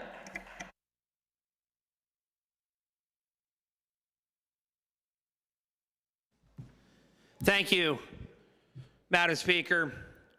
Madam Speaker, I'm genuinely happy for the prime sponsor that he has found happiness. But I would actually like to talk a little bit more about the actual practice and institution of marriage, and here is why. Madam Speaker, I'm not married because I stood in a church and I took vows and the state issued me a piece of paper. I am married because I took vows in front of the witnesses and my God. That is what ensured that I was married. Whether or not the state recognizes that is an entirely different issue. Many people might wonder why government got into the business of regulating marriage in the first place. And if you look at history, back in the 18th century, the British government was trying to figure out and began issuing marriage licenses so they could track children and specifically their fathers and who was responsible for them. Personally, I don't believe that we need government to put a stamp of approval on marriage, and I've been in the minority for that position for some time. And I've argued that it, quite frankly, allows intrusion of the government into everybody's religious practices, whatever they might be. I think that we need to recognize the foundation of marriage is actually for the stability of children, whether it's history or whether it's consistent with beliefs. So one of the things that I'd like to highlight, and the good gentleman mentioned the Obergefell case, and that is an important case. It is still good law, and he is correct on that point. However, when that was being debated at that time, a very important issue came up. Many were concerned that a challenge to the public policy of marriage would result in the punishment of those individuals who believed that marriage required a diversity of sexes.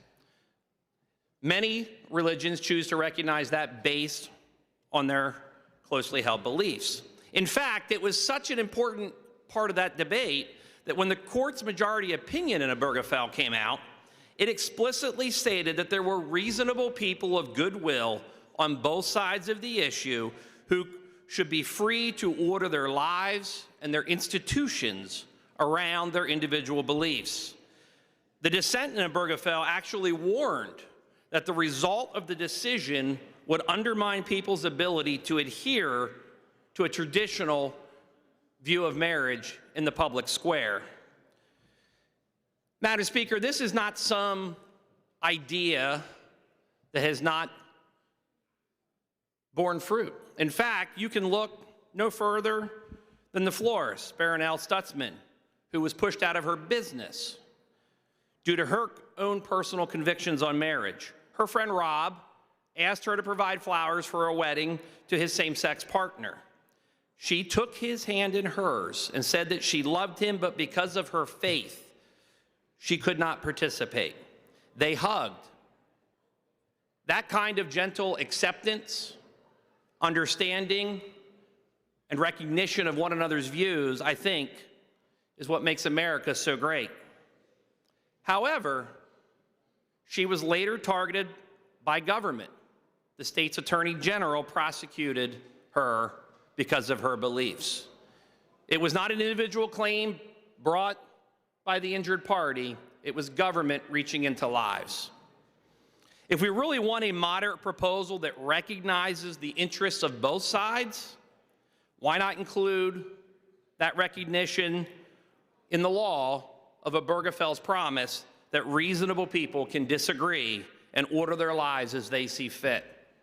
For that reason, Madam Speaker, I will be a no on this proposal because it does not appropriately protect those rights. Thank you. Chair thanks the gentleman. Chair recognizes the gentlelady from Fayette, Representative Krupa, on final passage of House Bill 1800.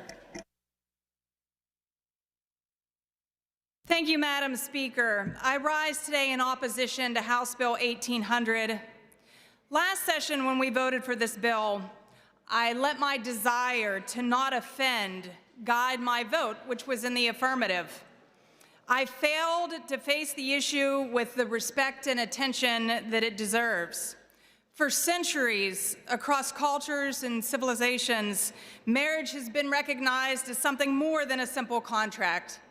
It's been understood as a sacred covenant, uniting one man and one woman, forming the foundation upon which families are built and children are raised. Because of its unique role in society, marriage has been afforded special recognition and protections under the law. Those protections were not arbitrary. They acknowledged that stable, committed families are at the heart of a healthy family, or at the heart of a healthy society, economically, socially, and culturally. Marriage, as it has been traditionally understood, connects mothers and fathers to their children. It creates continuity across generations, and it offers a structure where love, responsibility, and sacrifice are lived out daily.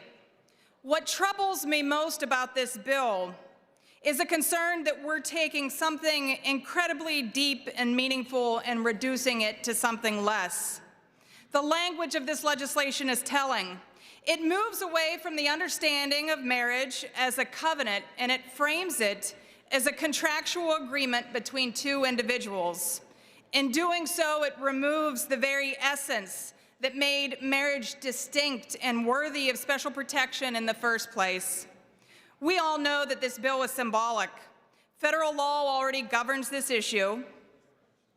But here in this chamber, we often take symbolic votes because symbolic votes should reflect our values and our priorities. When we are asked to cast symbolic votes, we are being asked to be truthful and to speak truthfully about what we believe, and today I must do that.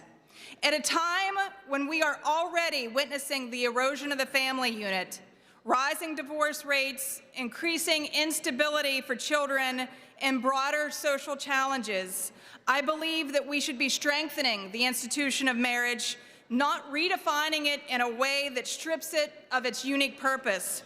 So today I will be voting no, not out of rejection of anyone, but out of a desire to uphold what I believe is a timeless and beautiful institution that should serve as the cornerstone of strong families and a strong society.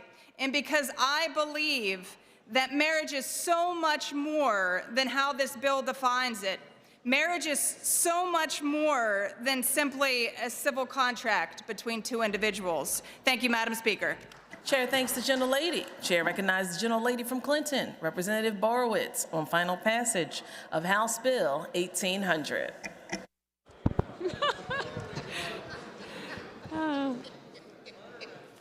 Thank you, Madam Speaker. Marriage is a sacred covenant, an institution created by God between a man and a woman, not a civil contract between two individuals. It matters in society. It's not outdated, and it is necessary. It matters for children. It's why less than 25 to 30 years ago, both parties fought for the Defense of Marriage Act. Family and marriage is one of the bedrocks of this nation. I ask my colleagues to vote no on House Bill 1800. Thank you, Madam Speaker. Chair thanks the gentlelady. Now, the chair turns to the gentleman from Montgomery County, Representative Bradford, the majority leader on final passage of House Bill 1800. Thank you, Madam Speaker, and I appreciate the civil words that were exchanged today, and I appreciate, as always, the very legalistic analysis of the good gentleman from Lancaster. I would remind folks, though, that this is not the first time that we've heard voices that say that rights that were granted by the Supreme Court, we have nothing to worry about them ever being taken back. I know some of the same voices that rise today are the same ones who rose in opposition to Roe before it, and they say that Obergefell is now the law of the land and nothing is to be worried about. But you hear the votes and you hear those voices, and I would remind folks that Clarence Thomas, in his dissent in the case that frankly dealt women in this country a fatal blow to their right to reproductive freedom, he said the court should reconsider all substantive due process precedents, including Griswold, contraception, same-sex marriage, and sodomy laws. That rights granted in substantive due process, he says, is, quote, an oxymoron and lacks basis in the Constitution, and they are, quote, demonstrably erroneous. Let us today put into law in Pennsylvania what those who plot to undermine those rights would take from us on our highest courts and across this Commonwealth. Thank you, Madam Speaker. Chair thanks the gentleman. Now chair recognizes the maker of the bill, House Bill 1800, Representative Kenyatta. Thank you, Madam Speaker. You know, interestingly enough, even the individuals who came and spoke in opposition to the bill, there's actually not that much disagreement. This is about family. It's about families that might look different than yours, who are also due respect. It is about a covenant that is deep and meaningful. And the one that I share and thousands of Pennsylvanians share is deep and meaningful. But I will object to my marriage in this vote being called symbolic. There is not a thing symbolic about the connection that I have and about the right that all Pennsylvanians deserve to not live in constant fear that the union of your lives is in imminent danger. You know, I've said this before on numerous issues, and every time I say it, I do not mean it in a flippant way, and I hope my colleagues would listen. I really do relish that we come to this building and we introduce legislation like this, and for so many of my colleagues, the simple idea that you have to get up on this floor and debate your right to have your family look the way that it does, your right to live fully in your skin the way that you live, and your right to have the government get out of the way. I really do love that you do not have that experience. But you know what? That's why the good people of the 181st District sent me here, because I do have that experience. And it entitles me to come to this floor and to tell you that there is nothing symbolic. And frankly, there is nothing that unique about my marriage and yours.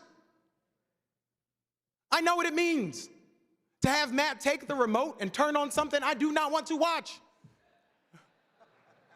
I know what it means to come home late at night, bone tired, and be able to hold the hand of somebody I love who can tell me that tomorrow's gonna be a little bit better. And I know what it means to sit down with an underwriter, pull out all your financials, and have the joy of buying your first home and building the stability that marriage provides. But I also know what it means to look over and have somebody you love who's sick.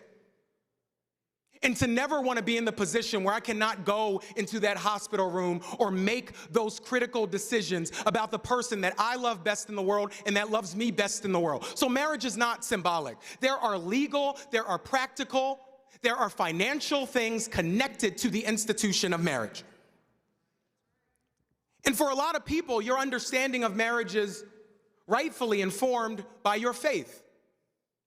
And I would remind people in this chamber that everything that I do in this building is informed by my faith. And I will take a backseat to no one when it talks about loving my God and living in line with the scriptures. If my mama, rest her soul, Kelly Kenyatta, didn't do anything else, she took us to church. She took us more times, and we weren't there just for one service. We were there over and over and over again. And being there taught me a little something about the scripture. And it says something in John that I think is worth us revisiting in John 1 and 4. It says, whoever does not love does not know God because God is love. There is another scripture in John, if you would stay in that same chapter, who says, whoever claims to love God yet hates a brother or sister is a liar. For whoever does not love their brother and sister who they have seen cannot love God who they have not seen. This is what I know for sure. God did not make me to hate me. God did not make me to hate me. And he loves every single aspect of me, including the aspect of me that has made it known that I love a man and that I want that love recognized the same way that you want it to be recognized. But here's what I am not asking for today with this vote, and here's what folks across Pennsylvania are not asking for. I am not asking for your emotional support. I am not asking you to like my marriage. And as I've said to the gentlelady from Clinton County when this came up in committee, you weren't invited and we had a great time. What I am asking is for the government to mind its business and allow two consenting adults to join in a union of their own, on their own terms. That is what this is about. The government ought to mind its business, and this allows the government to do just that. So if you stood up and said you have libertarian views, you don't want the government getting involved and engaged, HB 1800 allows you to let the government not be involved and engaged. We have an opportunity to do that today. And I'll say on a final note, Madam Speaker, I understand that some people who voted for this legislation, including the gentlelady, maybe you've changed your mind. But one thing doesn't change is the Word of God. And God said he is love. And if you love him, let's vote for HB 1800. Thank you. Chair thanks the maker of the bill. Agreeable to the provisions of the Constitution, the ayes and nays will now be taken. Members will proceed to vote.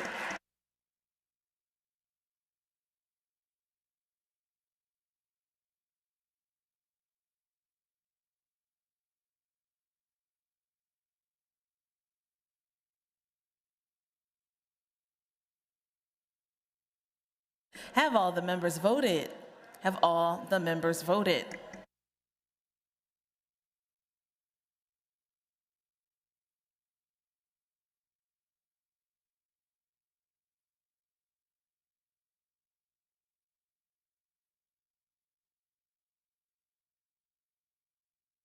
Clerk will record the vote. On final passage of the bill, the yeas are 127, the nays are 72. Majority required by the Constitution having voted in the affirmative, the bill passes the House finally, and the clerk will present the same to the Senate for concurrence.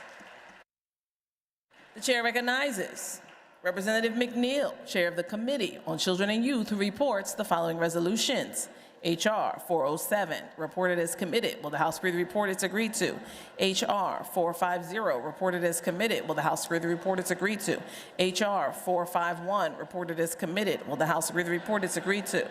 The chair recognizes the Majority Leader,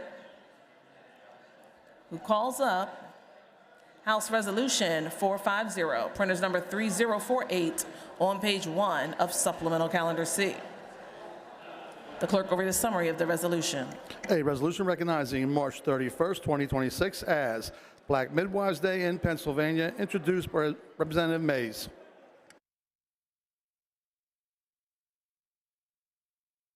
Will the House agree to the resolution? On that question, the chair recognizes the gentlelady from Allegheny, Representative Mays.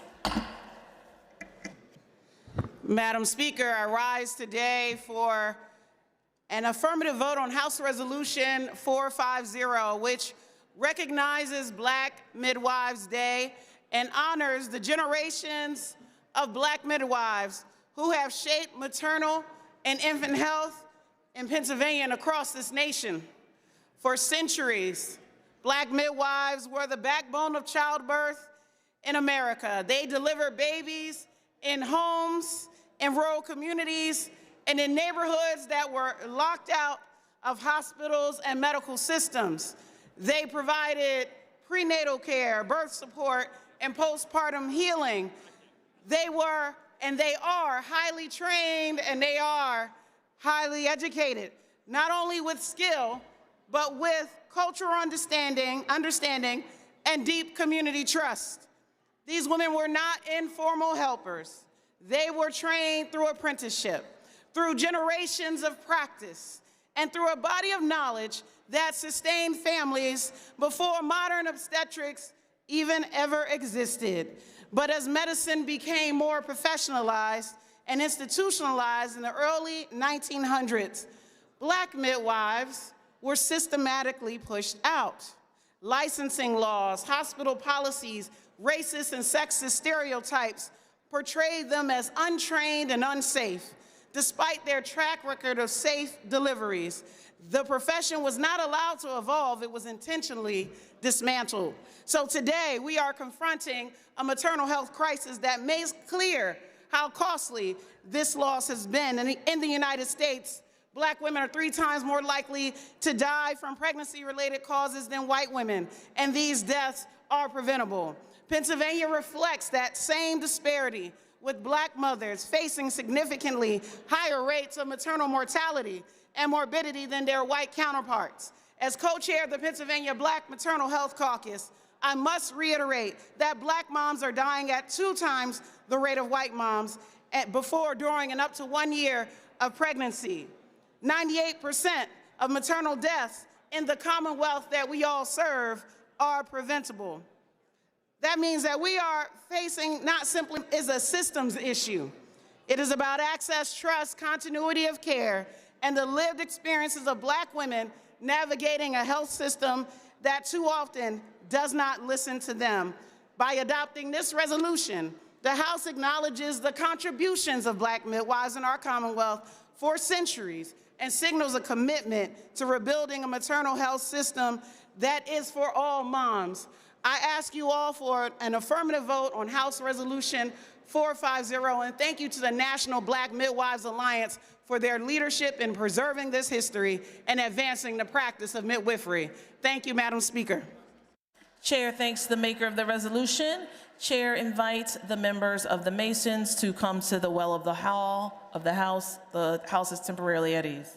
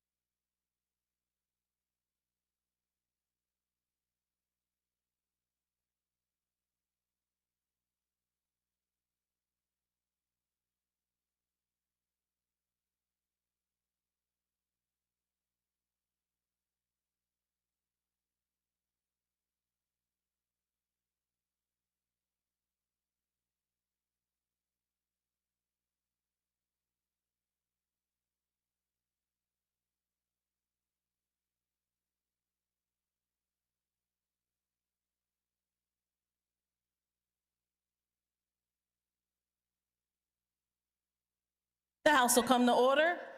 On the question, the chair recognizes the gentlelady from Lawrence, Representative Brown. Thank you, Madam Speaker.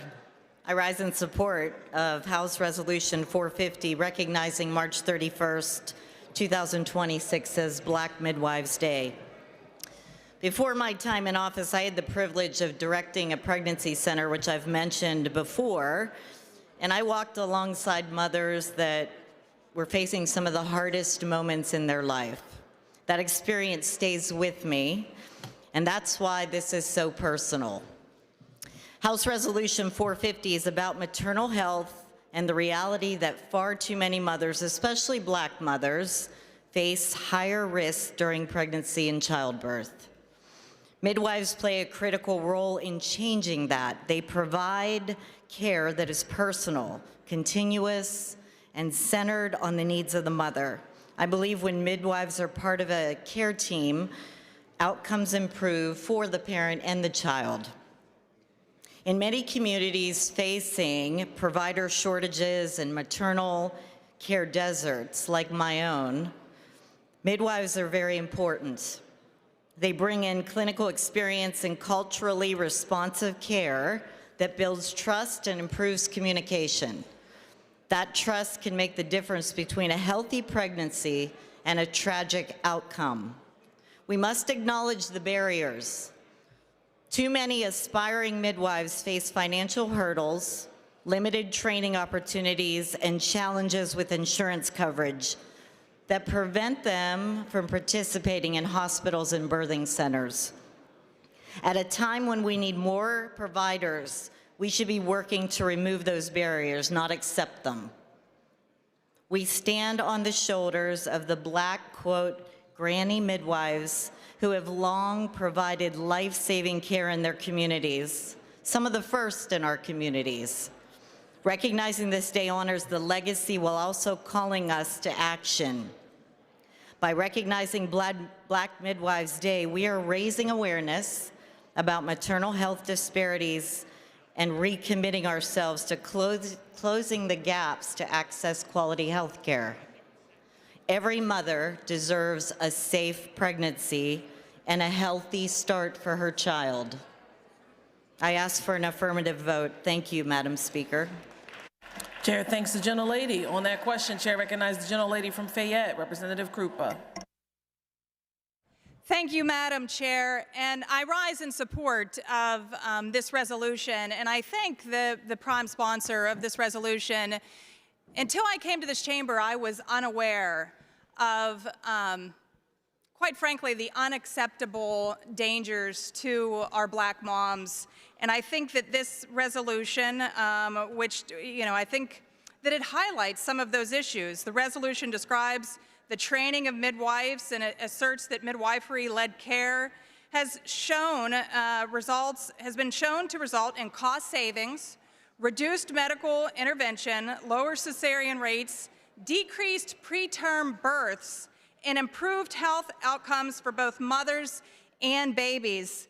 And part of the reason, in addition to the dangers to our Black mothers, when we're talking about preterm babies and babies, it's extremely important that we also note that Black Americans, and this is according to CDC data from 2021-2022, which I believe is the most recent, that although Black Americans account for 13% of the population, they also account for 40% of the abortions. And I think when we're talking about babies and maternal care, that those conversations are all part of one conversation, and hopefully when we bring awareness to this issue, we can decrease those abortion rates. Thank you, Madam Speaker.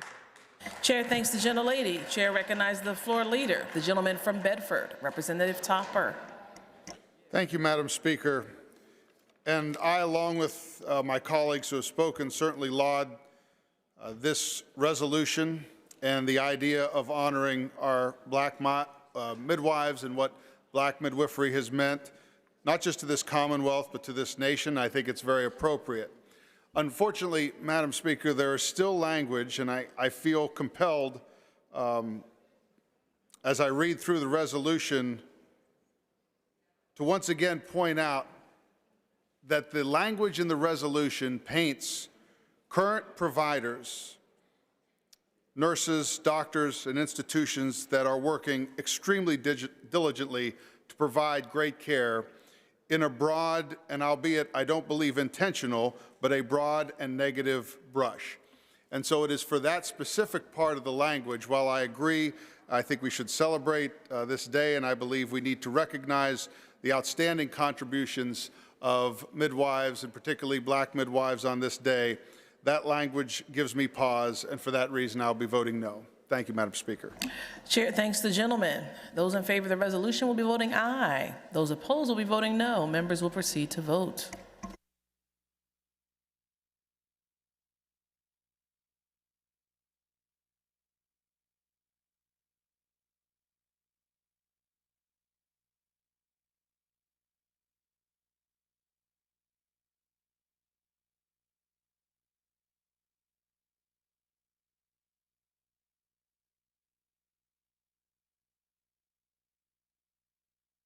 Have all the members voted? Have all the members voted?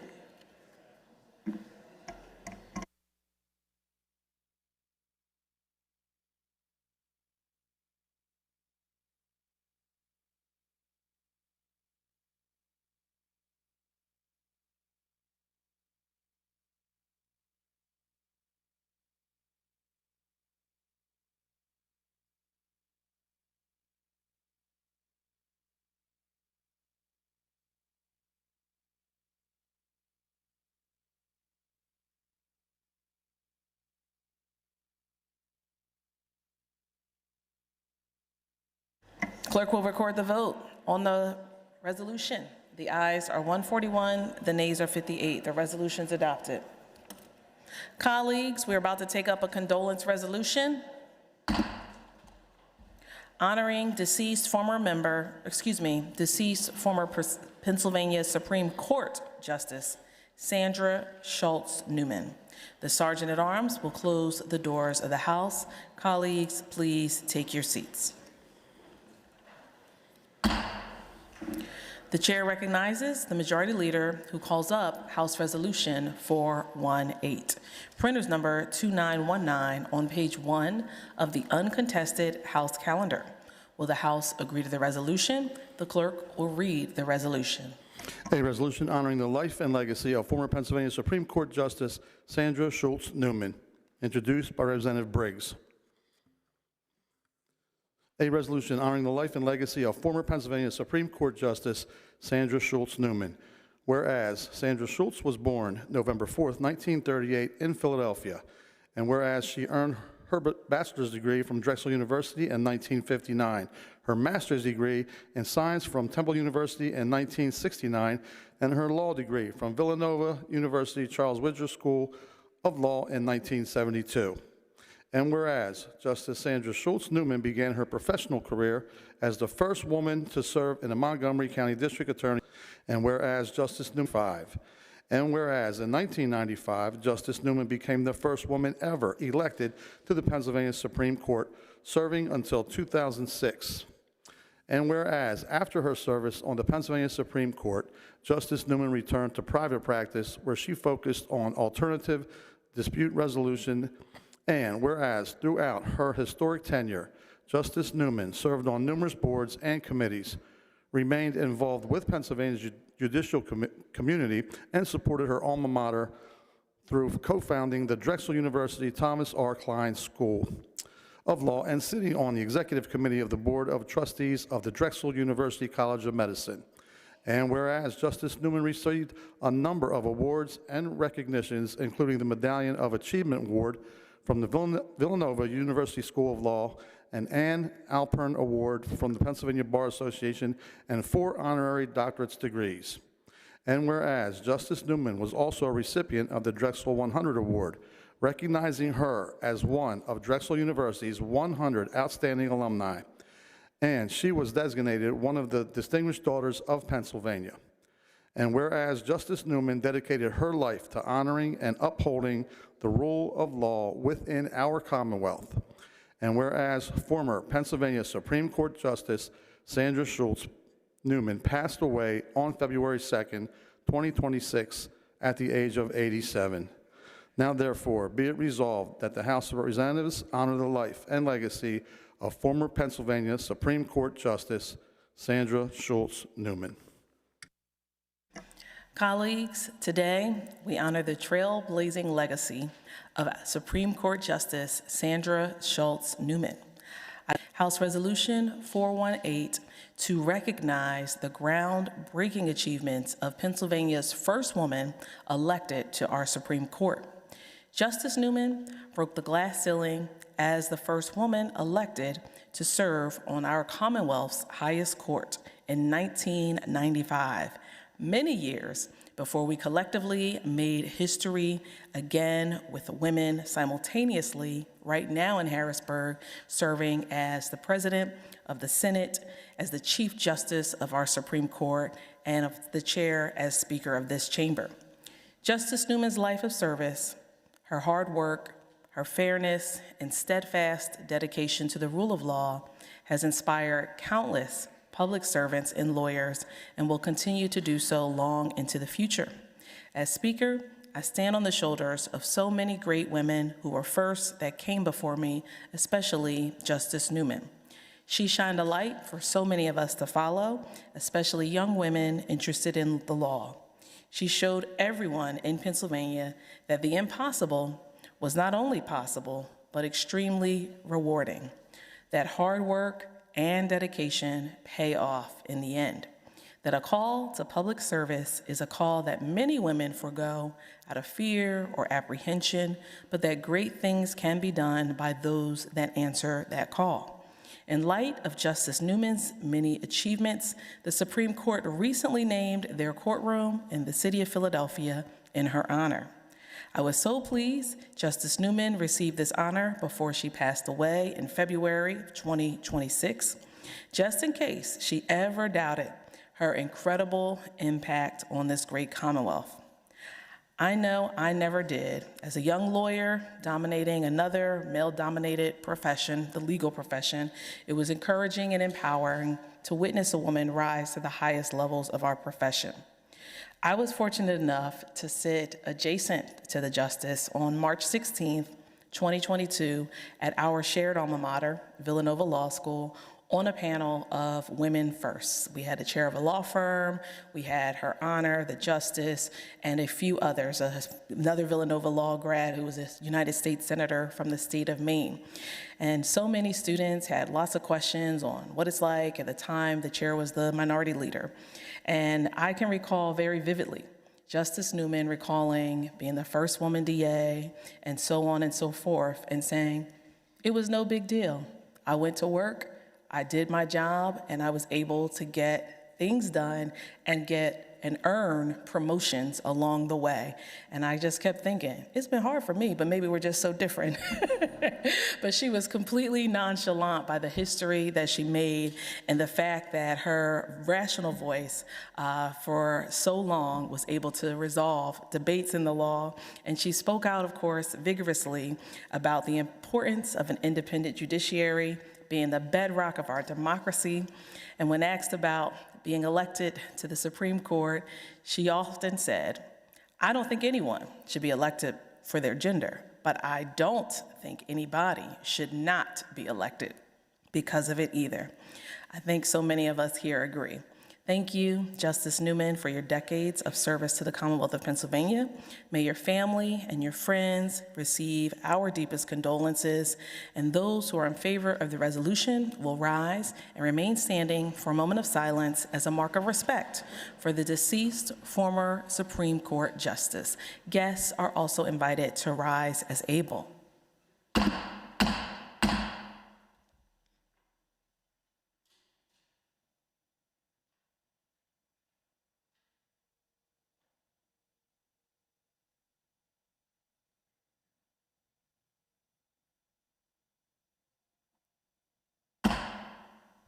The resolution has been unanimously adopted. The Sergeants at Arms will open the doors of the House.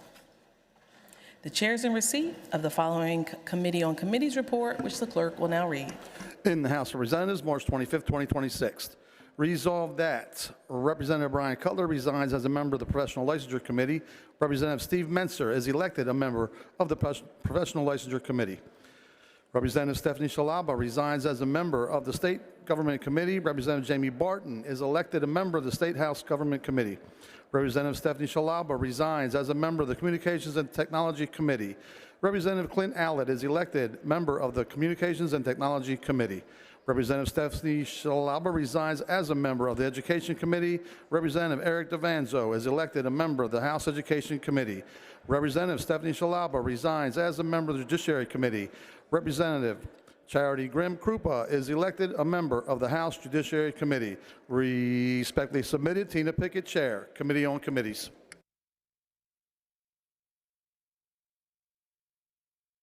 For what purpose does the gentleman from Berks rise? Representative Gillen. Madam Chair, to correct the record. The gentleman is in order and may proceed. On House Resolution 394, I was recorded in the affirmative. I wish to be recorded in the negative on House Resolution 394. The information will be spread across the record. Chair is in receipt of extracts from the Journal of the Senate, which the clerk will now read. Bills numbered and titled as follows, having been prepared for presentation to the governor, and the same being correct, the titles were publicly read as follows. Senate Bill 1218, whereupon the Speaker, in the presence of the House, signs the same. The chair is about to sign the following bills, which the clerk will now read. Senate Bill 1218.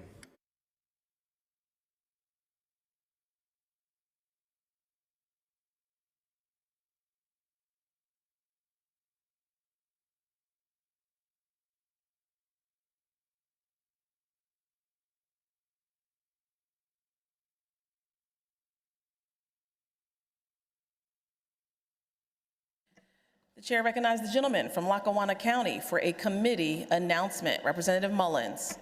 Thank you, Madam Speaker. The Appropriations Committee will be meeting immediately in the first floor caucus room. All members of the Appropriations Committee, please make your way to the first floor caucus room. Thank you, Madam Speaker. Chair thanks the gentleman. The Majority Leader moves that the following bills be recommitted to the Committee on Appropriations. House Bill 1964, House Bill 2150, House Bill 2151, Senate Bill 848. The Majority Leader moves that the following bills be removed from the table calendar and be placed on the active calendar. House Bill 1139, House Bill 1522, House Bill 1541, House Bill 1558, House Bill 2087, House Bill 2333. Colleagues, on this day in history, the gentleman from Bucks, Representative Hogan, and the gentleman from Philadelphia, Representative Dawkins, were born. Happy birthday, colleagues. Enjoy your special day. For the information of them, be no further votes. The chair is in receipt of a motion from the gentleman of the Lehigh, Representative Schlossberg, that the House now adjourn until Monday, April 13th, 2026 at 12 noon, unless sooner recalled by the Speaker. The questions on the motion. Those in favor say aye. The ayes have it, and the House stands adjourned until Monday, April the 13th, 2026 at 12 noon, unless sooner recalled by the Speaker.